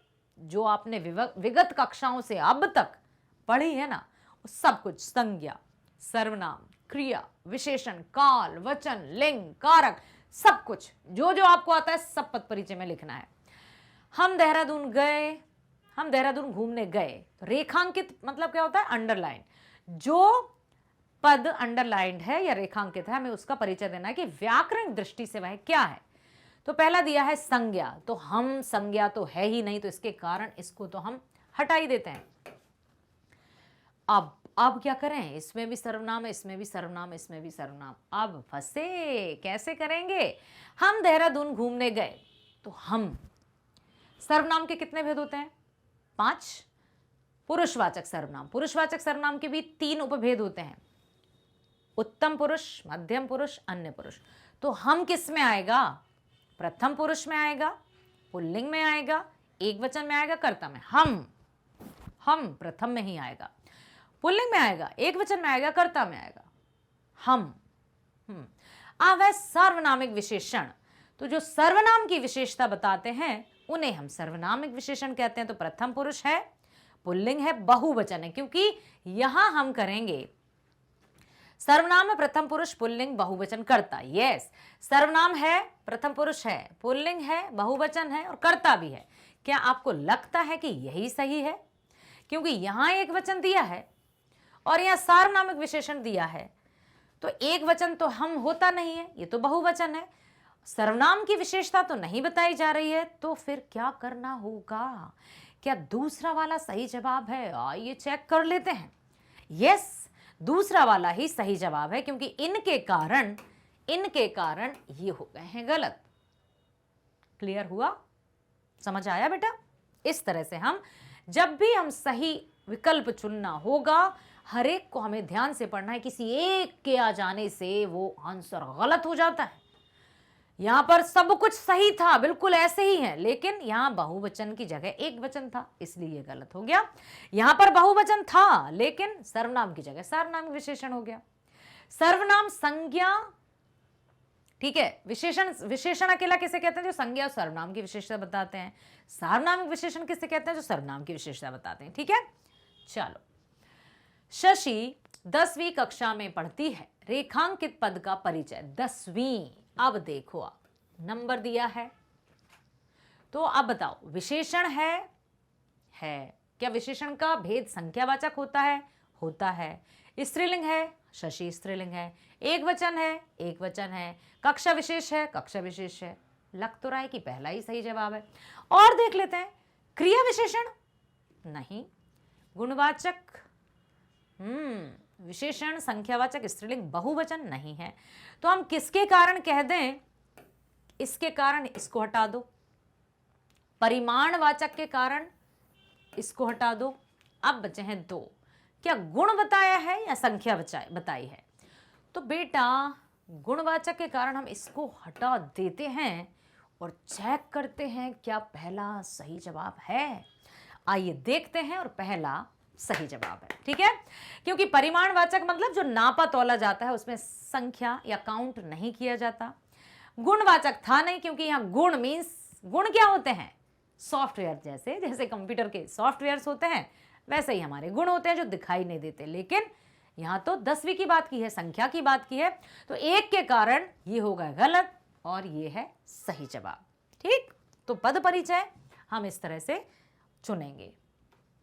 तीसरा, वह स्कूल से अभी अभी आया है। रेखांकित पद का परिचय स्कूल से अभी अभी आया है। बहुत सही से देखना बेटा, अब यहां कारक अपनी बिल्कुल वो दिखाने वाले हैं, चमत्कार। कारक कितने होते हैं? 8। कर्ता, ने, करण, को, करण से, अपादान के लिए, संप्रदान के लिए, ठीक है, अपादान से। तो अब यहां पर आपको ये देखना है, पहले हम लिख लेते हैं एक बार ताकि आपको क्लियर हो जाए। कर्ता ने, करण से, कर्ता ने, कर्म, कर्म, कर्म, कर्म, ठीक है, यहां जाएगा कर्ता ने कर्म को, कर्ता ने कर्म को करण से, अपादान संप्रदान के लिए, ये विभक्तियां हैं, के लिए, अपादान से आता है अलग के लिए, ठीक है। तो अभी हम इतना ही करते हैं क्योंकि इसमें हमारा उत्तर आ चुका है। वह स्कूल से अभी अभी आया है। रेखांकित पद का परिचय है, क्या है? पहला दिया है संज्ञा, जातिवाचक, एकवचन, पुल्लिंग, करण कारक। दूसरा है संज्ञा, व्यक्तिवाचक, एकवचन, पुल्लिंग, अपादान कारक। अच्छा, 3 जगह अपादान दिया है, बहुत बहुत अच्छे से बेटा, तभी तो एक्सपर्ट्स निर्मित करते हैं। संज्ञा, जातिवाचक, बहुवचन, पुल्लिंग, अपादान कारक, अपादान कारक, संज्ञा, जातिवाचक। अब आपको यह बताना है कि वह स्कूल से अभी अभी आया है। संज्ञा, जातिवाचक, करण कारक। करण कारक तो नहीं है, तो पहला हम हटा दें क्या, क्योंकि स्कूल से आया है तो से मतलब अपादान तो है, लेकिन अपादान तो 3 में है। क्या संज्ञा है? कौन सी संज्ञा है? संज्ञा, व्यक्तिवाचक, जातिवाचक, भाववाचक। तो जाति जाति दी है, बहुवचन नहीं है, तो चलो बहुवचन के कारण हम इसको हटा दे रहे हैं, ठीक है, इसको हटा दो। पुल्लिंग पुल्लिंग सब में है, पुल्लिंग पुल्लिंग सब में है, ये संज्ञा, पुल्लिंग, अपादान, ये तो बिल्कुल सेम ही है, जातिवाचक है यहाँ, तो यहाँ ये हो गया, तो ये आ जाएगा आपका, ठीक है। संज्ञा है, जातिवाचक, एकवचन, पुल्लिंग, अपादान कारक, क्योंकि यहाँ इसके कारण हट गया, ठीक, करण कारक के कारण ये रह गया, तो सही जवाब हो गया। अब हम चलते हैं, वह मेरी बात पर बहुत हंसा। रेखांकित पद का परिचय है। पहला, परिमाणवाचक क्रिया विशेषण, परिमाणवाचक क्रिया विशेषण, हंसना क्रिया का विशेषण। दूसरा, विशेषण संख्यावाचक, स्त्रीलिंग, चलो स्त्रीलिंग आ गया, हटा दो इसको, स्त्रीलिंग आ गया, इसको भी हटा दो, क्योंकि हंसा, हंसा है, हंसी होती तो होता, तो ये दोनों तो गए, आउट हो गए। अब बचे 2 हैं, एक है परिमाणवाचक क्रिया विशेषण और दूसरा है विशेषण परिमाणवाचक, पुल्लिंग, एकवचन, हंसना, विशेष। अब आपको ये बताना है कि विशेषण है बहुत हंसा, विशेषण परिमाणवाचक, परिमाणवाचक क्रिया विशेषण, कितना, क्रिया विशेषण तो नहीं है, क्रिया तो है, तो यहां पर आ जाएगा क्रिया के कारण, क्योंकि बहुत हंसा परिमाणवाचक है और हंसना होती है क्रिया, इसलिए आ जाएगा क्रिया विशेषण में, ठीक है बेटा। और सिर्फ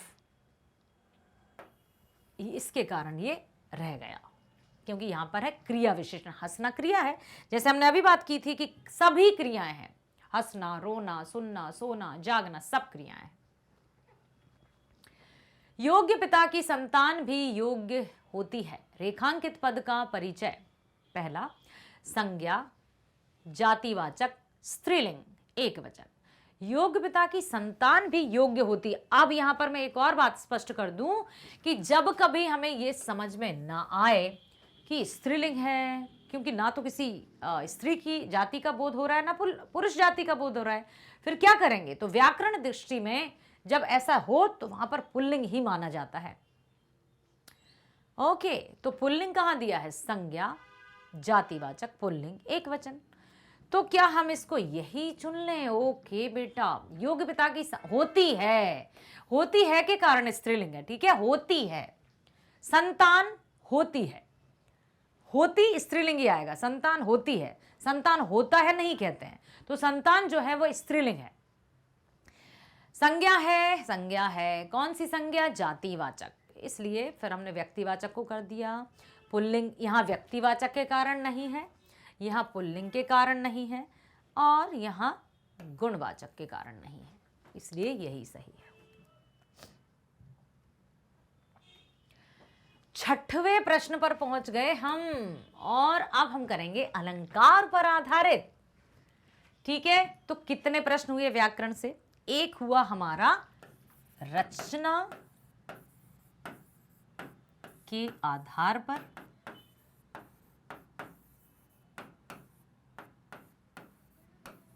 ठीक है, दूसरा है हमारा वाच्य परिवर्तन, तीसरा हमने देखा पद परिचय,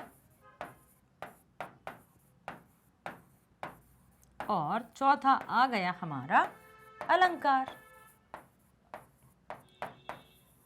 ठीक है, तो ये तो हमारे व्याकरण के टॉपिक हैं हमारे कोर्स में, जो अभी थे वो अभी भी हैं। सुनत जोग लागत है ऐसो ज्यों करुई ककरी, तो ज्यों त्यों जब बात आती है तो अलंकार होता है उत्प्रेक्षा। पहला दिया है उत्प्रेक्षा, दूसरा है श्लेष, तीसरा है यमक, चौथा है अनुप्रास। तो ज्यों त्यों आता है तो उत्प्रेक्षा अलंकार ही होता है। शब्द अलंकार में 3 थे, अनुप्रास, यमक, श्लेष, और अर्थ अलंकार में 5 थे, उपमा, रूपक, उत्प्रेक्षा, मानवीकरण, अतिशयोक्ति। तो जो उपमा अलंकार है उसमें तुलना करते हैं, सा, सी, के जैसा, के समान, सदृश। रूपक अलंकार में कोई वाचक शब्द नहीं होता, क्योंकि उपमान रूप में एक ही हो जाते हैं, अत्यधिक गुणों की समानता के कारण योजक चिन्ह होता है कहीं कहीं। तो जहां पर हम ये ना समझ पाए कि तुलना किससे की जा रही है, किसकी की जा रही है, किससे तुलना, मतलब उपमान रूप में एक हो जाते हैं, तो वहां रूपक। उत्प्रेक्षा में ज्यों त्यों, माना की, मनहु, जानो, जनहु, मानो, मनहु, मतलब संभावना या कल्पना जहां की जाती है वहां उत्प्रेक्षा होता है। और मानवीकरण मतलब जो मनुष्य की जो क्रियाएं होती हैं, उन्हीं क्रियाओं का या उन्हीं शब्दों का प्रयोग मानव के अलावा जब प्रकृति पर किया जाता है तो मानवीकरण होता है। और अतिशोक्ति में तो हद हो गई यार, इनफ, कहते बहुत हो गई भैया, बस अति मत करो ज्यादा।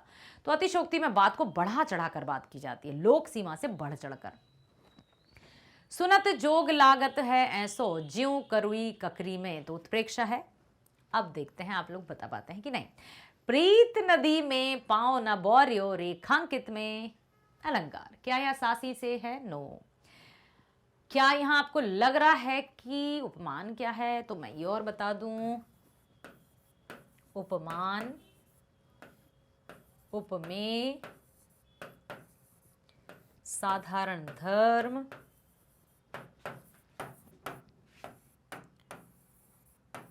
वाचक शब्द।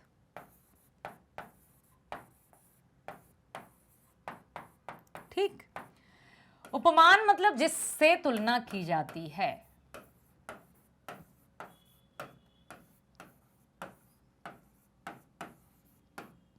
जिससे तुलना की जाती है।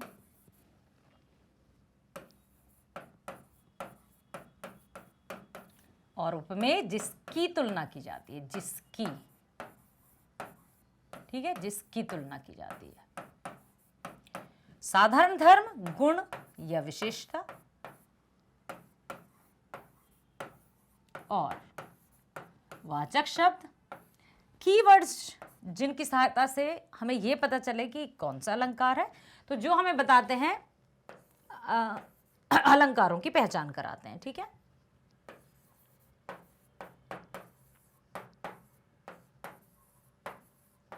इसलिए उनको कीवर्ड्स हम कह रहे हैं उनको। ठीक, तो प्रीति नदी में पांव न बोरियो, तो यहां पर होगा रूपक, क्योंकि प्रीति नदी, नदी को प्रेम की नदी, नदी है प्रेम की या प्रेम है नदी का, समझ में? तो यहां पर आ जाएगा आपको रूपक अलंकार। ठीक, उस काल मारे क्रोध के तन कांपने मेरा लगा, मानो हवा के शोर से सोता हुआ सागर जगा। उस काल मारे क्रोध के तना, उस मानो, मानो मनहु जानो जनहु किसका था? उत्प्रेक्षा का। तो फिर से यहां पर उत्प्रेक्षा जाएगा। अगला, निम्नलिखित में उपमा अलंकार कौन सा है? अब आपको बताना है। कहा है बादल गरजो। क्या? अब उपमा अलंकार की क्या पहचान होती है बेटा? सा सी के जैसा। बादल गरजो, घेर घेर घोर गगन धाराधर हो, ललित ललित काले घुंघराले, बाल कल्पना के से पाले। तो यहां पर सा सी से यही होगा। अवधि आधार आस आवन की में अलंकार है। अवधि आधार आस आवन की, जहां वर्ण की आवृत्ति हो वहां अनुप्रास अलंकार। अब हम पहुंच चुके हैं 7वें प्रश्न पर। निम्नलिखित पठित गद्यांश पर आधारित बहुविकल्पी प्रश्नों के सर्वाधिक उपयुक्त विकल्प चुनकर लिखिए। अब हमारी क्षितिज के जो पाठ हैं उनसे आ गए हैं पठित गद्यांश। जीप कस्बा छोड़कर आगे बढ़ गई, तब भी हालदार साहब उस मूर्ति के बारे में सोचते रहे और अंत में इस निष्कर्ष पर पहुंचे कि कुल मिलाकर कस्बे के नागरिकों का यह प्रयास सराहनीय ही कहा जाना चाहिए। महत्व मूर्ति के रंग रूप या कद का नहीं, उस भावना का है, वरना तो देशभक्ति भी आजकल मजाक की चीज होती जा रही है। सबसे पहले हमें यह देखना होगा कि ये कौन से पाठ का है। तो पाठ का नाम है नेताजी का चश्मा। नेताजी का चश्मा लिखा है स्वयं प्रकाश जी ने। स्वयं प्रकाश, ठीक है। स्वयं प्रकाश जी का जन्म हुआ 1947 में। तो ये जो हमारा है वो किसका है? ये जो गद्यांश लिया है वो नेताजी पाठ, नेताजी का चश्मा पाठ का है और स्वयं प्रकाश जी लेखक हैं। लेखक का जन्म 1947। तो जीप कस्बा छोड़कर आगे बढ़ गई, तब भी हालदार साहब उस मूर्ति के बारे में ही सोचते रहे और अंत में इस निष्कर्ष पर पहुंचे कि कुल मिलाकर कस्बे के नागरिकों का यह प्रयास सराहनीय ही कहा जाना चाहिए। महत्व मूर्ति के रंग रूप या कद का नहीं, उस भावना का है, वरना तो देशभक्ति भी आजकल मजाक की चीज होती जा रही है। दूसरी बार जब हालदार साहब उधर से गुजरे तो उन्हें मूर्ति में कुछ अंतर दिखाई दिया। ध्यान से देखा तो पाया कि चश्मा दूसरा है। पहले मोटे फ्रेम वाला गोल चश्मा था, अब तार के फ्रेम वाला गोल चश्मा है। हालदार साहब का कुतूहल और बढ़ा। वाह भाई, क्या आइडिया है। अब यहां पर एक बात देखिए, हिंदी है, आइडिया है। मूर्ति कपड़े नहीं बदल सकती, लेकिन चश्मा तो बदल ही सकती है। बेटा यहाँ पर हिंदी में भी अंग्रेजी का शब्द लिया गया है, वो इसलिए कि अन्य भाषाओं के शब्द आ जाने से भाषा और अधिक समझने योग्य हो जाती है, समृद्ध हो जाती है। लेकिन ध्यान ये रखना होता है कि अधिकता नहीं हो, क्योंकि अति तो सर्वत्र वर्जित है। अति हमेशा मतलब ज्यादा अच्छी नहीं होती है, अति अच्छी नहीं होती है, ठीक है। तो यहाँ पर आइडिया है, उसका हम कर सकते हैं। अब चलते हैं प्रश्नों की तरफ। जीप कस्बा छोड़कर आगे बढ़ गई, अर्थात पहला, जीप कस्बे में बिना रुके आगे बढ़ गई। दूसरा, जीप कस्बे में रुककर आगे बढ़ गई। तीसरा, जीप कस्बे में रुक गई। या चौथा, जीप कस्बे में नहीं गई। जीप कस्बे में बिना रुके आगे बढ़ गई, क्योंकि जीप कस्बा छोड़कर आगे बढ़ गई, स्पष्ट है। अगला, हालदार साहब किसके विषय में सोचते रहे? का है नेताजी के बारे में, खा मूर्ति के बारे में, गा चौराहे के बारे में, या फिर घा कस्बे के बारे में। हालदार साहब किसके विषय में सोच रहे थे? मूर्ति के बारे में, बिल्कुल सही जवाब। वरना तो देशभक्ति भी आजकल मजाक की चीज होती जा रही है से आशय है। का आजकल देशभक्त होना संभव नहीं है। खा आजकल देशभक्त होना हास्यास्पद हो गया। हास्यास्पद समझते हैं बेटा? हाँ, हंसी की बात उड़ाने, हंसी में उड़ाया जा रहा है। तीसरा, आजकल सभी देशभक्त हो गए हैं। या चौथा, आजकल देशभक्ति की प्रासंगिकता नहीं है। क्या है? तो वरना तो देशभक्ति भी आजकल मजाक की चीज होती जा रही है। तो हास्यास्पद मतलब हंसी मजाक की चीज। दूसरी बार जब हवलदार साहब उधर से गुजरे तो उन्हें मूर्ति में क्या अंतर दिखाई दिया? पहला है, मूर्ति पर कोई चश्मा नहीं था। ठीक है? या फिर मूर्ति पर पुराना चश्मा था, मूर्ति पर एक नया चश्मा था, या मूर्ति क्षतिग्रस्त थी। क्षतिग्रस्त मतलब समझते, टूट फूट गई थी। तो क्या अंतर दिखा था कि मूर्ति पर एक नया चश्मा था। पहले था चौड़े फ्रेम वाला, अब है गोल फ्रेम वाला। नेताजी का चश्मा पाठ देशभक्ति के भाव पर व्यंग करता है, देशभक्ति की प्रासंगिकता पर सवाल उठाता है, देशभक्ति के महत्व को स्थापित करता है, देशभक्ति के प्रति उम्मीद जगाता है। तो यहां पर आती है बात कि नेताजी का चश्मा पाठ देशभक्ति के प्रति उम्मीद जगाता है, क्योंकि शुरू से लेकर अंत तक उसमें देशभक्ति की ही बात की गई है। पहले कैप्टन या चश्मे वाले द्वारा नेताजी की मूर्ति जो बिना चश्मे वाली थी उस पर चश्मा लगाना, और कैप्टन की मृत्यु के बाद बच्चों के द्वारा सरकंडे का चश्मा लगाना ही देशभक्ति की उम्मीद जताता है। अब हम पहुंच गए हैं 8वें प्रश्न पर। क्षितिज के गद्य पाठों के आधार पर निम्नलिखित 2 बहुविकल्पी प्रश्नों के सर्वाधिक उपयुक्त विकल्प चुनकर लिखिए। 2 नंबर है, 2 प्रश्न है। बाल गोविंद भगत के जीवन से हमें क्या प्रेरणा मिलती है? का आडंबर से दूर रहकर ईश्वर भक्ति करने की। दूसरा, कृषि आधारित जीवन व्यतीत करने की। तीसरा, सामाजिक रूढ़ियों का समर्थन करने की। चौथा, पूजा पाठ और यज्ञ आदि करने की। बाल गोविंद भगत आडंबर से दूर रहकर ईश्वर भक्ति करने की। तो यहां पर सही जवाब यही होगा, क्योंकि कृषि आधारित भी ऐसा भी नहीं है कि सिर्फ कृषि पर आधारित हो, या सामाजिक रूढ़ियों का समर्थन तो उन्होंने बिल्कुल नहीं किया है, क्योंकि उन्होंने तो अपने पुत्र वधू से मुखाग्नि दिलवाई थी, इसको भी उन्होंने नहीं किया है। तो आडंबर मतलब क्या होता है बेटा? दिखावटी, कि यज्ञ कराए जा रहे हैं, मंदिरों का निर्माण कराया जा रहा है और अपने अहंकार में डूबा जा रहा है व्यक्ति। दिखावटी प्रवृत्ति, आडंबर। ठीक है? अगला,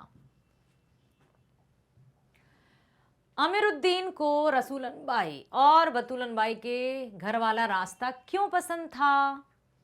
संगीत के प्रति असीम रुचि के कारण, संगीत के प्रति अरुचि के कारण, वह छोटा था, साफ सुथरा था? नहीं, नहीं, ये भी नहीं। यही है सही जवाब। ठीक है, चलते हैं आगे। पहुंच चुके हैं हम 9वें प्रश्न पर, जो 5 नंबर का है। अब आ गए हैं पठित काव्यांश। निम्नलिखित पठित पद्यांश पर आधारित बहुविकल्पी प्रश्नों के सर्वाधिक उपयुक्त विकल्प चुनकर लिखिए। रामचरितमानस अर्थात राम लक्ष्मण परशुराम संवाद से, आपकी क्षितिज पाठ्य पुस्तक के राम लक्ष्मण परशुराम संवाद से ये पंक्तियां ली गई हैं। ये हैं चौपाइयां, और चौपाई पढ़ने की बहुत आनंद भी आता है, और इनको पढ़ने के कई राग भी होते हैं। जैसे बेहसी लखन बोले मृदुबानी, कहो मुनीस महाभट्ट मानी, पुनि पुनि मोह दिखाव कुठारा, कुठारू चहत उड़ावन फूक पहारू। या फिर यहाँ कुमड़ बतिया को नाही, जे तर्जनी देखी मरी जाए। तो तरह तरह से पढ़ी जा सकती है रामचरितमानस। तो बेहसी लखन बोले मृदुबानी, अहो मुनीस महाभट्ट मानी। अब यहां मैं आपको बता दूं कि ये है राम लक्ष्मण परशुराम संवाद से। राम लक्ष्मण परशुराम संवाद, ठीक है।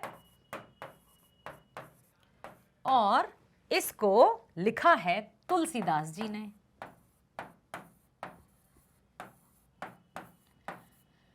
तुलसीदास जी का जन्म 1532, मृत्यु 1623, ठीक है।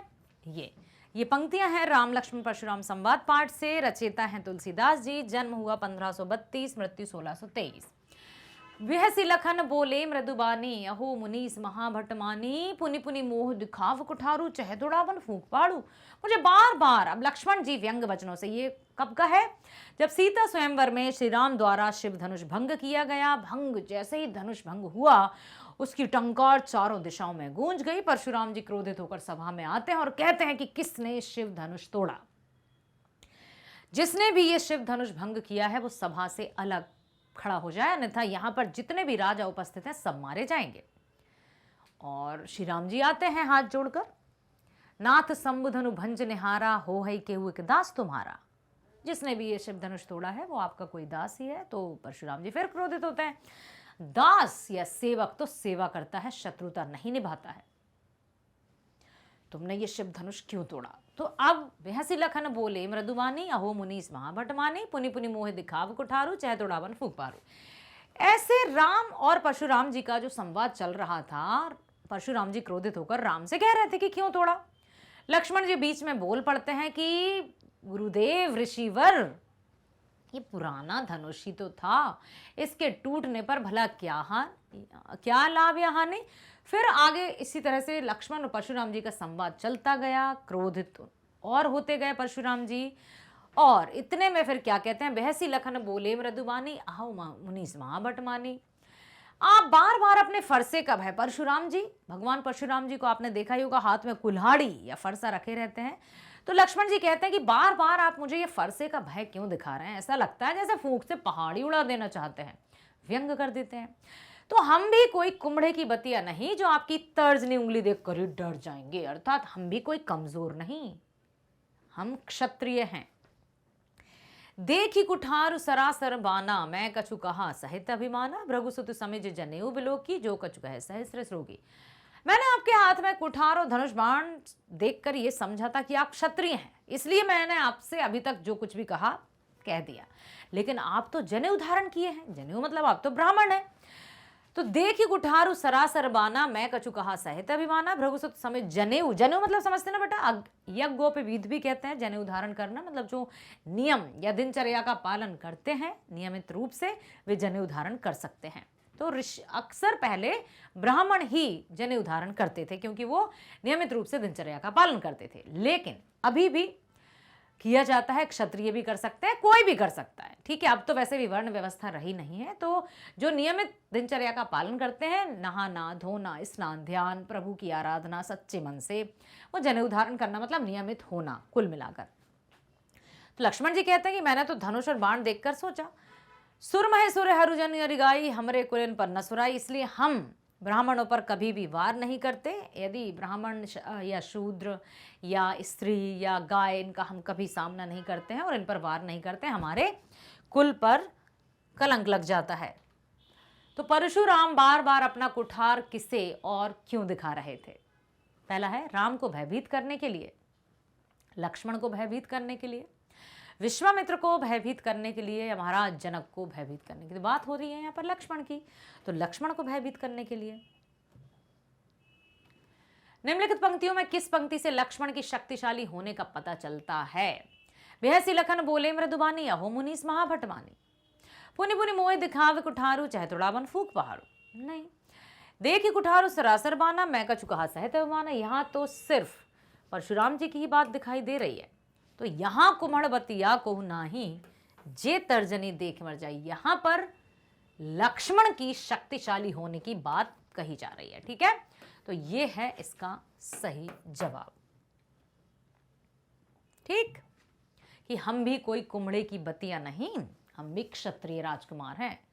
अभी तक आपका जिससे पाला पड़ा था, लगता है आपको अभी तक क्षत्रिय शूरवीर मिले नहीं, इसलिए आपको लगता है कि आप ही महाशूरवीर हैं। रघुकुल में किन किन के प्रति अपनी वीरता का प्रदर्शन नहीं किया जाता? हमरे कुल इन पर नजर आई। देवता, ब्राह्मण, ईश्वर, भक्त और गाय पर, स्त्रियों, बच्चों, ईश्वर, भक्त और गाय पर, देवता, राजा, वीर, योद्धा और स्त्रियों पर, या फिर स्त्रियों, बच्चों, राजा और गाय पर। तो यहां पर है देवता, ब्राह्मण, हाँ ब्राह्मण था तो यहां पर यही आएगा, क्योंकि देवताओं पर, ब्राह्मण पर, ईश्वर, भक्त और गाय पर हम नहीं करते हैं प्रहार। बेहसी लखन बोले मृदुबानी, अहो मुनीस महाभटमानी। यह कथन किस तरह का है? व्यंग का है, हास्य का है, क्रोध का है या वैराग्य का है? बेहसी लखन बोले मृदुबानी, लक्ष्मण जी बहुत विनम्र होकर बोले, अहो मुनीस महाभटमानी, अरे भाई मैंने तो आपको योद्धा समझकर ये सब कहा। तो और विनम्र भाषा में बोले, तो लक्ष्मण जी वास्तव में विनम्र होकर बोले थे या व्यंग रूप में? तो यहाँ पर लक्ष्मण जी व्यंग वचन कह रहे थे, वो विनम्र हुए नहीं थे। जैसे नहीं किसी से कोई गलती हो जाती तो कहते हैं सॉरी अब नहीं करेंगे, तो सॉरी का मतलब ये नहीं कि वो क्षमा याचना कर रहा है, बस ऐसे ही कर दिया है। तो लक्ष्मण भी कहते हैं कि बेहसी लखन बोले मृदुबानी, अहो मुनीस महाभटमानी। हम भी कोई कुमड़े की बतिया नहीं जो तर्जनी देखकर या तर्जनी उंगली देखकर मर जाएं। हम कोई कमजोर नहीं। उपर्युक्त पद्यांश में लक्ष्मण के चरित्र की कौन सी विशेषता उजागर होती है? का वीरता, खा धैर्य, गा शिष्टता या विनम्रता। तो ना तो उनमें धैर्य था, ना ही शिष्टता थी और ना ही विनम्रता थी। क्या वीरता थी? क्योंकि उन्होंने धैर्य का परिचय तो दिया नहीं, शिष्टता उन्होंने दिखाई नहीं, क्योंकि परशुराम जी जिनसे पूरा विश्व थर थर कांपता था, सभी ऋषि मुनि उनके समक्ष नतमस्तक हैं, उनके समक्ष भी बोलते गए निडर होकर व्यंग्यबाण। तो वीरता का प्रदर्शन हुआ है यहां पर लक्ष्मण जी की। ठीक है, अब हम पहुंच चुके हैं 10वें प्रश्न पर। पाठ्य पुस्तक में निर्धारित कविताओं के आधार पर निम्नलिखित 2 प्रश्नों के सर्वाधिक उपयुक्त विकल्प चुनकर लिखिए। दंतुरित मुस्कान कविता में कवि को शिशु का धूल धूसरित शरीर प्रतीत होता है। तुम्हारी ये दंतुरित मुस्कान मृतक में भी डाल देगी दान। धूली धूसरित तुम्हारे गात, छोड़कर तालाब मेरी झोपड़ी में खिल रहे जलजात। अब यहां पर जलजात किसे कहते हैं? जिसको पता होगा वो तुरंत इसमें से उत्तर ढूंढ लेगा। धूल धूसर मतलब जब बच्चा, छोटा सा बच्चा धूल मूल में खेल खाल कर आ रहा है और कवि ने जब देखा तो उसको कैसे प्रतीत हुआ। जलजात का जिसको अर्थ पता है वो तुरंत उत्तर बताएगा। का है स्नान करवाने योग्य, खा वस्त्र आभूषण से सजाने योग्य, गा खिले हुए सुंदर कमल के समान, या फिर मिट्टी से सने हुए पौधे के समान। जलजात का अर्थ होता है कमल, तो यही है इसका सही जवाब। क्यों? कि कमल खिलता है धूल मिट्टी अर्थात कीचड़ में, और जब छोटा सा बच्चा कीचड़ में खेल खाल कर, गात मतलब गाल, ठीक है, जब पूरा ऐसे आया तो कवि को ऐसा लगा जैसे उनकी झोपड़ी में कमल के फूल खिल रहे हो, छोटे बच्चे की दंतुरित मुस्कान देखकर।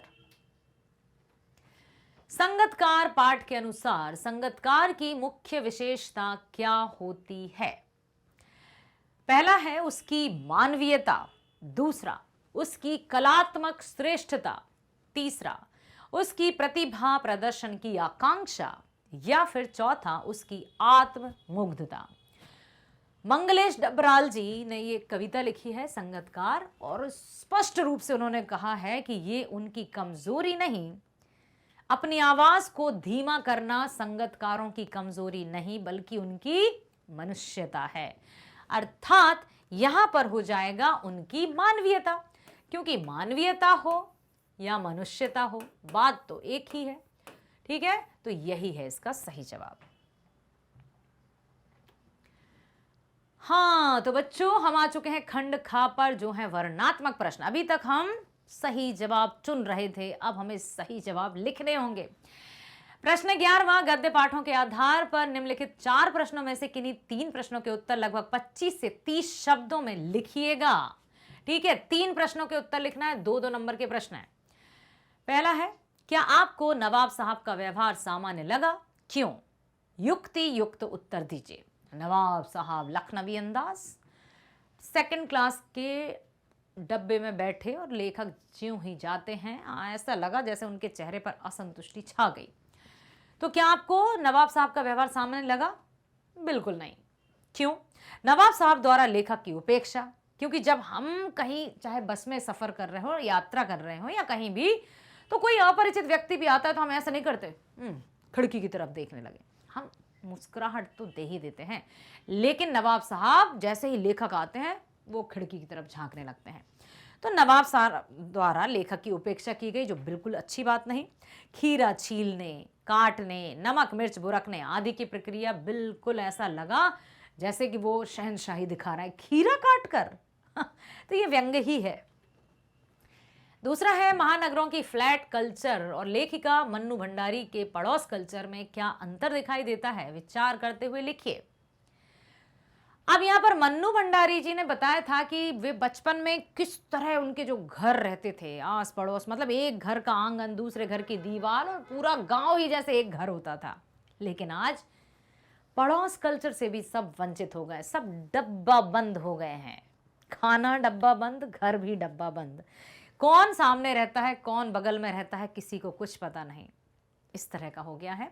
तो फ्लैट कल्चर में अकेलापन, परस्पर अलगाव, पहले परस्पर मेल होता था लेकिन अब परस्पर मतलब आपसी अलगाव, कृत्रिम जीवन। ठीक है, कृत्रिम मतलब पूरी तरह से कुछ भी प्राकृतिक नहीं है, आर्टिफिशियल, दिखावटी। जबकि लेखिका मन्नू भंडारी के पड़ोस कल्चर में पारस्परिक सद्भाव था, पारिवारिक संबंध थे और सहज जीवन था, कृत्रिम जीवन नहीं था। ठीक है, इस तरह से हम उत्तर लिख सकते हैं। मंगल ध्वनि का क्या अभिप्राय है? बिस्मिल्लाह खान को शहनाई की मंगल ध्वनि का नायक क्यों कहा गया है, स्पष्ट कीजिए। नौबत खाने में इबादत, यतीन्द्र मिश्र जी ने लिखा है। तो शहनाई शुभ मंगल का वातावरण का सृजन करने वाला वाद्य है। बिस्मिल्लाह खान सर्वश्रेष्ठ शहनाई वादक और उनको भारत रत्न भी मिल चुका, भारत रत्न की प्राप्ति। ठीक है, शहनाई बनारस और बाबा विश्वनाथ के प्रति अटूट आस्था, निरंतर रियाज, सहज और दिखावे से दूर। रियाज मतलब होता है अभ्यास। ठीक है, अब यहां लिखा है सहज और दिखावे से दूर। तो पाठ में एक बार उनकी शिष्या ने कहा उस्ताद बिस्मिल्लाह खां से कि गुरुजी, आप कोई भी आपसे मिलने आता है और आप फटी तहमद में उससे मिलने चले जाते हैं। तहमद मीन्स लुंगी। आपको तो भारत रत्न मिल चुका है, अच्छे से सूट बूट पहनकर रहा कीजिए। तो उन्होंने कहा, धत पगली, ये भारत रत्न हमको शहनैया पर मिला है, लुंगिया पे ना ही। चल ठीक है, तू कहती है तो ध्यान रखूंगा। इससे सहज और दिखावटी प्रवृत्ति से दूर रहते थे, ये स्पष्ट हो जाता है। सच्चे अर्थों में संस्कृत व्यक्ति किसे कहा जाता है? संस्कृति पाठ के आधार पर लिखिए। भदंत आनंद कौसल्यायन, भदंत आनंद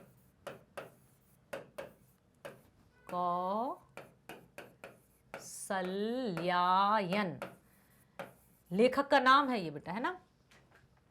अपनी बुद्धि तथा योग्यता के बल पर कुछ नया करने की क्षमता संस्कृति है। संस्कृति अर्थात जो सबसे पहले किसी आविष्कार को जन्म दे, जैसे आग का आविष्कार, सुई धागे का आविष्कार, गुरुत्वाकर्षण की खोज। तो न्यूटन को संस्कृत व्यक्ति कह सकते हैं क्योंकि उसने सबसे पहले खोजा।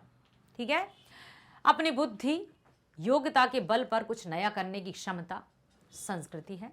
न्यूटन जैसे वैज्ञानिकों का उदाहरण कि उन्होंने किया। हालांकि ये बात अलग है कि गुरुत्वाकर्षण की खोज के बाद उनके जो शिष्य थे या उनके जो भी वैज्ञानिक रहे हैं उनके बाद और भी उन्होंने बहुत कुछ खोजा, जाना बीना, लेकिन संस्कृत व्यक्ति उन्हीं को कहेंगे और जो उनका अनुसरण कर रहे हैं या सुधार कर रहे हैं वो सब ही कहलाएंगे। ठीक है, तो यही लेखक ने बताया है। प्रश्न 12वां, निर्धारित कविताओं के आधार पर निम्नलिखित 4 प्रश्नों में से किन्हीं 3 के उत्तर लिखना है। 25 से 30 शब्दों में 2-2 नंबर। गोपियों ने श्री कृष्ण के प्रति अपने एक निष्ठ प्रेम को किन उदाहरणों के द्वारा स्पष्ट किया है स्वयं को हारिल पक्षी व श्री कृष्ण को लकड़ी की भांति बताया है। हारिल पक्षी की भांति ही वे श्री कृष्ण के प्रति संपूर्ण समर्पित थीं। उन्होंने कहा, हमारे हरि हारिल की लकड़ी मन क्रम वचन नंद नंदन और यह दृढ़ कड़ी पकड़े। हमारे मन में, हमारे कर्म में, हमारे वचन में सिर्फ और सिर्फ श्री कृष्ण है। जिस तरह से हारिल पक्षी अपने पंजों में हमेशा लकड़ी को जकड़े रहता है और उसको ही अपना जीवन का आधार मानता है, हमने भी अपने जीवन का आधार श्री कृष्ण को मान लिया है। स्वयं को हारिल पक्षी, श्री कृष्ण को लकड़ी की भांति बताया है। हारिल पक्षी की भांति वे भी श्री कृष्ण के प्रति पूर्ण समर्पण है। वे श्री कृष्ण को कभी अपने मन से या अपने आप से अलग होने नहीं देना चाहती। साहस और शक्ति के साथ विनम्रता हो तो बेहतर है। राम लक्ष्मण परशुराम संवाद पाठ का है ये। इस कथन पर राम लक्ष्मण परशुराम संवाद के आधार पर अपने विचार व्यक्त कीजिए कि साहस और शक्ति तो अक्सर होती है, लेकिन इसके साथ विनम्रता कहीं ना कहीं खो जाती है। क्योंकि जब व्यक्ति के पास शक्ति हो और साहसी हो तो फिर विनम्रता को मूल्य नहीं देता। लेकिन यदि साहस और शक्ति के साथ विनम्रता होगी तो व्यक्ति और भी गुणवान बन जाता है और हर एक युद्ध, बड़े से बड़ा युद्ध भी जीत सकता है। वह किसी परिस्थिति में हार नहीं मानेगा। दूसरों को आदर करना भी सिखाती है विनम्रता। विनम्र व्यक्ति विपरीत परिस्थितियों को आसानी से संभाल पाता है। पाठ में आए राम लक्ष्मण के व्यक्तित्व के उदाहरण से स्पष्ट कीजिए, क्योंकि जैसे राम विनम्रता के भंडार थे, धैर्यवान थे। परशुराम जी के इतने अधिक क्रोधित होने के बाद भी श्री राम उनके समक्ष नतमस्तक होते हैं। उनके धैर्य, क्षमाशील होने का यह प्रमाण है कि क्रोधित थे परशुराम जी, फिर भी उन्होंने उस बात को वहीं पर बिल्कुल शांत समाप्त कर दिया था। लेकिन लक्ष्मण जी उनके विपरीत अधीर। धैर्य का ऑपोजिट या विलोम होता है अधीर। अधीर थे, आतुर थे। ठीक है, तो यहां पर यदि विनम्रता भी नहीं थी लक्ष्मण ने, तभी तो बात इतनी बढ़ गई थी कि सभा के सभी लोग डर गए थे। तभी अंत में श्री राम ने लक्ष्मण को नैनों के संकेत से चुप कराया था, नहीं तो अनर्थ भी हो सकता था। तो साहस और शक्ति बहुत अच्छी बात है, लेकिन उसके साथ विनम्रता होगी तो किसी भी कठिन से कठिन परिस्थिति का सामना भी किया जा सकता है। बड़े से बड़े युद्ध को भी टाला जा सकता है। ठीक है, और जन धन की हानि को रोका जा सकता है। आत्मकथा सुनाने के संदर्भ में अभी समय भी नहीं, कवि ऐसा क्यों कहता है? आत्मकथ्य जयशंकर प्रसाद। आत्मकथ्य पाठ है ये। कवि हैं जयशंकर प्रसाद। जयशंकर प्रसाद जो छायावादी कवि भी कहलाते हैं। ठीक है, कवि अपने मन में दबे हुए कष्टों को याद करके दुखी नहीं होना चाहता। उसका जीवन संघर्षों से भरा पड़ा है। कवि अपने अभावग्रस्त जीवन के दुखों को खुद तक सीमित रखना चाहते हैं। वे नहीं चाहते कि वे अपने दुखों को सबको सुनाएं, और उससे होगा भी क्या। उनके मित्रों ने कहा कि भाई तुम आत्मकथा लिखो, तो उन्होंने स्पष्ट रूप से मना किया। तो आत्मकथा ना लिखकर आत्मकथ्य की रचना की, जिनमें उन्होंने बताया कि अभी समय भी नहीं, थकी सोई है मेरी मौन व्यथा। मैं कुछ कहना सुनना नहीं चाहता, क्योंकि यदि मैंने आत्मकथा लिखी तो मुझे सब कुछ उजागर करना होगा, अपनी कुछ निजी बातों को भी उजागर करना होगा। और मैं नहीं चाहता कि मेरे जो सुनहरे पल थे, जो प्रेयसी या प्रेमिका से मिले हुए सुखद अनुभव थे, मैं सबके सामने रखूं। इसलिए मुझे आत्मकथा नहीं लिखनी है। वो अपने जीवन को या उनके जीवन में जो कमियां थी या दुख थे, वो अपने तक सीमित रखना चाहते हैं। फसल, हाथों के स्पर्श की गरिमा और महिमा किस प्रकार है? जी हाँ, फसल लाख लाख कोटि कोटि हाथों के स्पर्श है। नदियों का जादू है, हवा का सिमटा हुआ संकोच है, सूरज की किरणों का जादू है। मतलब फसल, आपको पता है ना, in the presence of sunlight plants make their food, जिसमें सूरज की रोशनी, हवा, पानी, मिट्टी और किसान की मेहनत, इन सभी तत्वों का होना आवश्यक है। तो किसानों द्वारा निरंतर परिश्रम और देखभाल के फलस्वरूप फसलों का लहलहाना इस बात को स्पष्ट करता है। 13वां, पूरक पाठ्य पुस्तक के पाठों पर आधारित निम्नलिखित 3 प्रश्नों में से किन्हीं 2 के उत्तर लिखना है। 4-4 नंबर के प्रश्न है बेटा। कृति का पहला पाठ है माता का अंचल। माता का अंचल शिव पूजन सहाय जी ने लिखा है। शिव पूजन सहाय, ठीक है। तो माता का प्रेम पिता के प्रेम की अपेक्षा अधिक गहन होता है, गहरा होता है। माता के अंचल पाठ के आधार पर विचार कीजिए। माता से बच्चे का ममत्व का रिश्ता होता है। भोलानाथ का अपने पिता से अपार स्नेह के बावजूद विपदा आने पर वह अपनी मां की गोद में छुप जाता है। मां के आंचल में बच्चा स्वयं को सुरक्षित महसूस करता है और मां का बखान तो दुनिया में कोई कर ही नहीं सकता, क्योंकि मां तो अनंत है।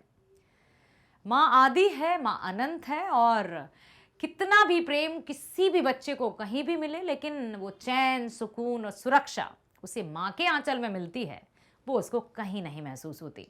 एक छोटा सा बच्चा जब मां के गोद में होता है ना, तो भूकंप आए या आतंक आए, उसे बिल्कुल कोई भय नहीं होता और वह निश्चिंतता से उसकी गोद में हंसता रहता है। यही बताया है। मैं क्यों लिखता हूं प्रश्न के उत्तर में लेखक क्या कारण बताता है। अपनी आंतरिक व्यवस्था के कारण उसकी अनुभूति उसे लिखने के लिए प्रेरित करती है, स्वयं को जानने के लिए। तो यहां पर लेखक हैं अग्गे जी, सच्चिदानंद हीरानंद वात्सायन अग्गे। हिरोशिमा, जो कि 1945 की घटना है, 6 अगस्त, है ना, 6 अगस्त 1945 की घटना है, जापान के हिरोशिमा की। हिरोशिमा, अग्गे जी राइटर है, पूरा नाम है इनका सच्चिदानंद हीरानंद वात्सायन अग्गे। तो लेखक ने इसलिए लिखा, वे जानना चाहते थे कि मैं लिखना क्यों चाहता हूं। जब मैं लिख लूंगा तभी तो मुझे पता चलेगा कि मैं क्यों लिख रहा हूं। तो अपनी आंतरिक व्यवस्था के कारण उसकी अनुभूति उसे लिखने के लिए प्रेरित करती है, स्वयं को जानने के लिए भी प्रेरित करती है। तो मैं क्यों लिखता हूं प्रश्न के उत्तर में लेखक ने यही कारण बताए हैं। ठीक है, चलते हैं अगले प्रश्न की ओर। मेहनतकश बादशाहों का शहर, जी हां, साना साना हाथ जोड़ी मधु कांकरिया जी द्वारा रचित किस शहर को कहा गया है और क्यों। अब आपको बताइए कि मधु कांकरिया जी ने सिक्किम यात्रा का वर्णन किया है, तो उन्होंने क्यों कहा था भाई मेहनतकश बादशाहों का शहर। क्योंकि वहां के ना केवल पुरुष बल्कि महिलाएं भी अथक परिश्रम करती हैं, और ना केवल महिलाएं ही बल्कि बच्चे भी बहुत मेहनत करते हैं। आपकी तरह बच्चे, छोटे छोटे और छोटे छोटे बच्चे लगभग 3 से 4-5 किलोमीटर पहाड़ी को चढ़कर स्कूल जाते हैं, फिर वहां से लौटकर आते हैं, अपने माँ के कामों में हाथ बटाते हैं, फिर पालतू जो जानवर हैं मवेशियों को चराने जंगल जाते हैं। इसलिए मेहनतकश बादशाहों का शहर। तो गंतोक, मेहनती लोग, अपनी प्रकृति और संस्कृति से प्रेम करने वाले लोग कठिनाइयों और जोखिमों के बावजूद शहर को खूबसूरत बनाने के लिए परिश्रम करते हैं, जी तोड़ मेहनत करते हैं। यहाँ पर हम लिख सकते हैं कि वहाँ की जो महिलाएं हैं उनकी श्रम साधना और ममत्व या फिर कहें मातृत्व भावना और श्रम साधना,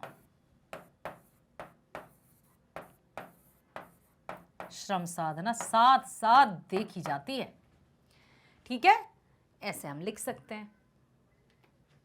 14वां प्रश्न है, निम्नलिखित 3 विषयों में से किसी एक विषय पर 120 शब्दों में अनुच्छेद लिखना है। 6 नंबर का अनुच्छेद है, वहां पर हमें 3 में से 1 पर लिखना है। स्वतंत्रता का अमृत महोत्सव, अमृत महोत्सव का अर्थ, इस महोत्सव में होने वाले समारोह, इस महोत्सव का महत्व। तो विषय वस्तु जो होगी वो 3 अंक की, भाषा 1 अंक और प्रस्तुति 2 अंक। विषय वस्तु के अंतर्गत जैसे आया है स्वतंत्रता का अमृत महोत्सव। ठीक है बेटा, अब उसमें ये दिए हैं 3 संकेत बिंदु, तो इनका पालन करना है और इन्हीं के आगे बढ़ाते हुए हमें पूरा अनुच्छेद लिख देना है। 6 नंबर है तो आपकी जो आंसर शीट रहेगी उसके आपको 2 पेजेस तो हो ही जाएंगे। उपसंहार लिख दीजिएगा लास्ट में। उपसंहार मतलब कंक्लूजन, ठीक है, इस तरह से लिख सकते हैं।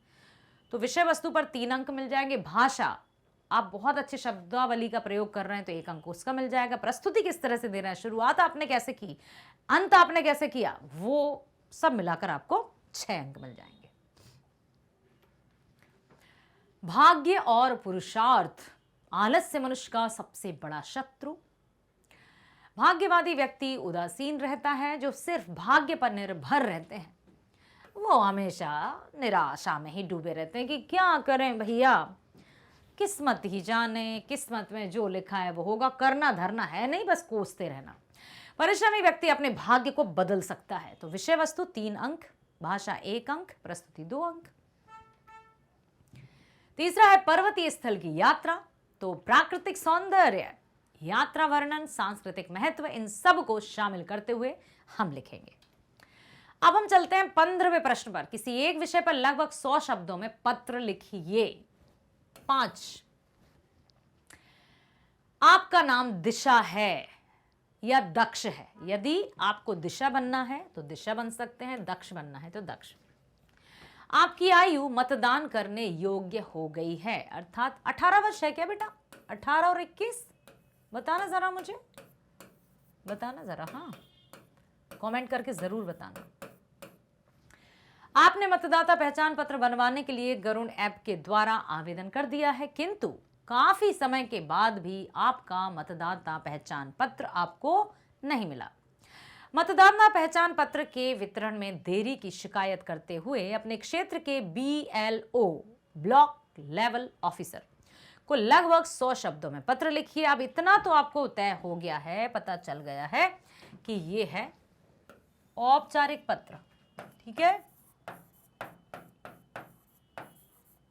औपचारिक पत्र है। आरंभ और अंत की औपचारिकताएं लिखना है। शुरुआत हमेशा जैसी ये हमारी आंसर शीट है, मार्जिन दिया है, हम लेफ्ट हैंड साइड से ही स्टार्ट करते हैं, फिर हम विषय लिखेंगे, फिर पूरी हमारी विषय वस्तु जाएगी जिसको बॉडी अंग्रेजी में कहते हैं, फिर लास्ट में धन्यवाद करके एंड भी हमारा लेफ्ट हैंड साइड जाता है। तो इस तरह से ये हो जाती। तो विषय वस्तु, आरंभ और अंत की जो औपचारिकताएं होंगी उनमें 1 अंक मिलेगा। विषय वस्तु अर्थात ये जो है वो 2, किस तरह की शब्दावली का प्रयोग किया है 1, और प्रस्तुति कैसी दी है वो मिलाकर आपके 5 नंबर हो जाएंगे। तो ये जो विषय वस्तु है वो 2 नंबर की। बहुत ध्यान से आपको अच्छी भाषा का प्रयोग करते हुए, औपचारिकताएं निभाते हुए, ताकि आप, हमारा जो एक पत्र रहता है ना बेटा, पत्र को पढ़कर किसी को ये ना लगे क्या पूछ रहे हैं ये, कहां से पत्र आया, कुछ नहीं, क्रिस्टल क्लियर हो जाए कि कहां से पत्र आया है और क्या कह रहे हैं। बिल्कुल एक एक शब्द चुनिंदा होना चाहिए, तो आपके पत्र के नंबर आपको मिल जाते हैं। या फिर आपका नाम दिशा या दक्ष है, आप अपने आसपास अनेक अशिक्षित प्रौढ़ों को देखते हैं और उन्हें साक्षर बनाने हेतु कुछ प्रयास करते हैं। इस विषय में जानकारी देते हुए लगभग 100 शब्दों में अपने मित्र मानव को पत्र लिखिए। तो आरंभ और अंत की औपचारिकताएं 1 नंबर की, विषय वस्तु है 2। अब देखो यहां पर आ गया है मित्र को पत्र लिखिए। तो कौन सा पत्र हुआ? अनौपचारिक। वो था हमारा औपचारिक, ये है हमारा अनौपचारिक। लिखेंगे हम उसी तरह से, लेकिन इसमें विषय नहीं लिखते हैं, ठीक है। अनौपचारिक पत्र जो है उसमें विषय नहीं लिखते हैं। और बहुत अच्छी शब्दावली का प्रिय मित्र, साई स्नेह नमस्कार, कैसे हो, इस तरह से हम शुरू करेंगे। उन्हें साक्षर बनाने कुछ प्रयास करते हैं। तो मैंने, अब विषय तो हमें लिखना नहीं है, तो हम लिखेंगे कि अपने मित्र को अच्छे से, कि ऐसा नहीं कि हाय हेलो कर देंगे, तू कैसा है, ये बोलचाल की भाषा को वहाँ शामिल मत करना, क्योंकि भाषा का भी आपका 1 अंक है। तो आरंभ और अंत की औपचारिकता, शुरुआत और अंत आपने कैसे की, 1 नंबर मिलेगा। विषय वस्तु अर्थात किस तरह से आपने मित्र को संबोधित किया, क्या विषय से संबंधित आपने लिखा है, उसमें आपको 2 नंबर, और भाषा और प्रस्तुति 1 नंबर, तो पूरे 5 नंबर मिल जाते हैं। आपका नाम सुनीता है या सुरेश है, आप राजेंद्र नगर के निवासी हैं। दैनिक समाचार पत्र से पता चला है कि स्थानीय राजकीय माध्यमिक विद्यालय में पुस्तकालय अध्यक्ष का पद रिक्त है। आप उक्त पद की योग्यता, ठीक है, बीएड इन लाइब्रेरी, पुस्तकालय विज्ञान में स्नातक को धारण करते हैं। उक्त रिक्त पद हेतु राजकीय माध्यमिक विद्यालय में विद्यालय प्रमुख को भेजने हेतु लगभग 80 शब्दों में स्ववृत्त लिखना है। स्ववृत्त मीन्स होता है आपका बायोडाटा, ठीक है, जिसको अंग्रेजी में बायोडाटा कहा जाता है। तो ये होता है स्ववृत्त लेखन, जिसमें आपको आपका नाम, पिता का नाम, आपका वर्तमान पता, स्थायी पता, मेल पद, सब कुछ लिखना है, ठीक है। वो करके उसके बाद आप अच्छे से अपना, जैसे कि 6 कॉलम्स रहेंगे, उसमें कौन से साल आपने 10वीं की, कौन से बोर्ड से की, कितने प्रतिशत मिले, कौन कौन से विषय से की और कितने प्रतिशत मिले, श्रेणी कौन सी रही, ठीक है। इस तरह से आप बायोडाटा निर्मित कर लेंगे। आप अपना 6 कॉलम बना लिए, सीरियल नंबर लिखा, ठीक, सीरियल नंबर लिखा, कक्षा लिखी, कौन से बोर्ड से लिखी, कौन से विषय से की, कितने प्रतिशत आए और कितने आपकी कौन सी श्रेणी बनी। इस तरह से आप में कॉलम बना लिए, 1 2 3 4 5 6 कॉलम्स रहेंगे। उसमें आपने अपना सारा विवरण दे दिया और अंत में उद्घोषणा भी की जाती है कि मैंने उपरोक्त जो भी जानकारी प्रस्तुत की है वो सत्य एवं प्रमाणित है, ठीक। तो इस तरह से आप अपना बायोडाटा लिख देंगे। ये भी आपका 5 नंबर का है, पूरे 5 नंबर आपको मिल जाएंगे। या फिर आपका नाम सुनीता या सुरेश है, आप राजेंद्र नगर के निवासी हैं, पिछले कुछ दिनों से आपके क्षेत्र में विद्युत आपूर्ति अव्यवस्थित है, अपने क्षेत्र में अनियमित विद्युत आपूर्ति की ओर ध्यान आकर्षित करते हुए राज्य विद्युत आपूर्ति निगम के महानिदेशक के नाम लगभग 80 शब्दों में एक शिकायती ईमेल लिखना है। तो ईमेल भी हम बिल्कुल औपचारिक पत्र की तरह लिखते हैं, बस ये है कि ईमेल हमारा इस तरह से जाता है। ये हमारी आंसर शीट रहेगी। तो इस तरह से ये हम बनाएंगे, ठीक है। ऐसे हमने बनाया, प्रेषक प्रेषिती जाएगा, @ जाएगा और सब्जेक्ट या विषय जाएगा, और बिल्कुल जैसे हम औपचारिक पत्र लिखते हैं वैसे हम ईमेल लिख देते हैं। आप अपना पुराना स्मार्टफोन बेचना चाहते हैं, उससे संबंधित एक आकर्षक विज्ञापन लगभग 40 शब्दों में लिखिए। आकर्षक विज्ञापन, विज्ञापन तो भाई आकर्षक होना चाहिए, तभी तो हमारा पुराना फोन बिकेगा। नए तो बिक नहीं रहा है, पुराना कैसे बिकेगा। तो इसके लिए आप, हाँ है स्मार्टफोन, तो अब तो सभी स्मार्टफोन्स हो गए। तो अब हमें एक आकर्षक विज्ञापन बनाना है। तो विज्ञापन के लिए बेटा हमें अपनी आंसर बुक में, या आंसर जो उत्तर पुस्तिका रहेगी उसमें एक बॉक्स बनाना होगा। और आप तो इतने कलाकार बच्चे हैं, एक सुंदर सा फ़ोन बना दीजिए, जो भी आपको बनाना है। मुझे बनाना तो अच्छे से आता नहीं है, आप बना दीजिए, कैसा रहेगा, क्या रहेगा ठीक है। उसके कैमरा कौन कौन से फीचर्स हैं, क्या क्या है, सब कुछ बता दीजिए। पुराने में नए जैसा, इतने में ऐसा धमाका, या फिर जल्दी आइए, मौका सीमित समय के लिए। इस तरह से आप बड़े ही आकर्षक शब्दावली के साथ, क्योंकि ये 4 नंबर हैं, तो हम इसको बहुत सुंदर तरीके से लिखेंगे। तो विषय वस्तु यहाँ पर रहेगी 2 नंबर की, ठीक है। तो यहाँ पर आप लिख सकते हैं। या फिर आप वीणा या विकास हैं, आपकी छोटे बहन ने विद्यालय की वार्षिक परीक्षा में पूरे विद्यालय में प्रथम स्थान प्राप्त किया है, बधाई देते हुए संदेश लिखना है। संदेश भी हम बॉक्स के अंदर ही लिखेंगे। ये आपकी आंसर शीट, इसके अंदर आपने बनाया बॉक्स, बड़ा सा छुटकू सा मत बना देना, संदेश लेखन। और यहाँ से हम लिखेंगे समय और दिनांक, प्रिय बहन, ठीक है, सुभाषिश, जैसे हम पत्र लिखते हैं, बिल्कुल छोटा सा, तुमने प्रथम स्थान प्राप्त किया है, उसके लिए ढेर सारी बधाइयाँ। इस तरह से हम संदेश लिख देंगे और हमारा पूरा हो जाएगा, ठीक है। बहुत बढ़िया, आशा करती हूँ आपने बहुत ध्यानपूर्वक हर एक प्रश्न को सुना, समझा और तैयारी कर रहे हैं। इसी तरह से आप जब बहुत ध्यानपूर्वक सुनेंगे, समझेंगे, तो आपको किसी भी तरह से किसी भी विषय में कोई मुश्किल या बाधा नहीं आएगी। तो मेरे प्यारे बच्चों, बने रहो हमारे साथ मैग्नेट ब्रेन्स हिंदी मीडियम पर। मिलते हैं नेक्स्ट वीडियो में। स्वस्थ रहिए, खुश रहिए, bye bye, thank you so much.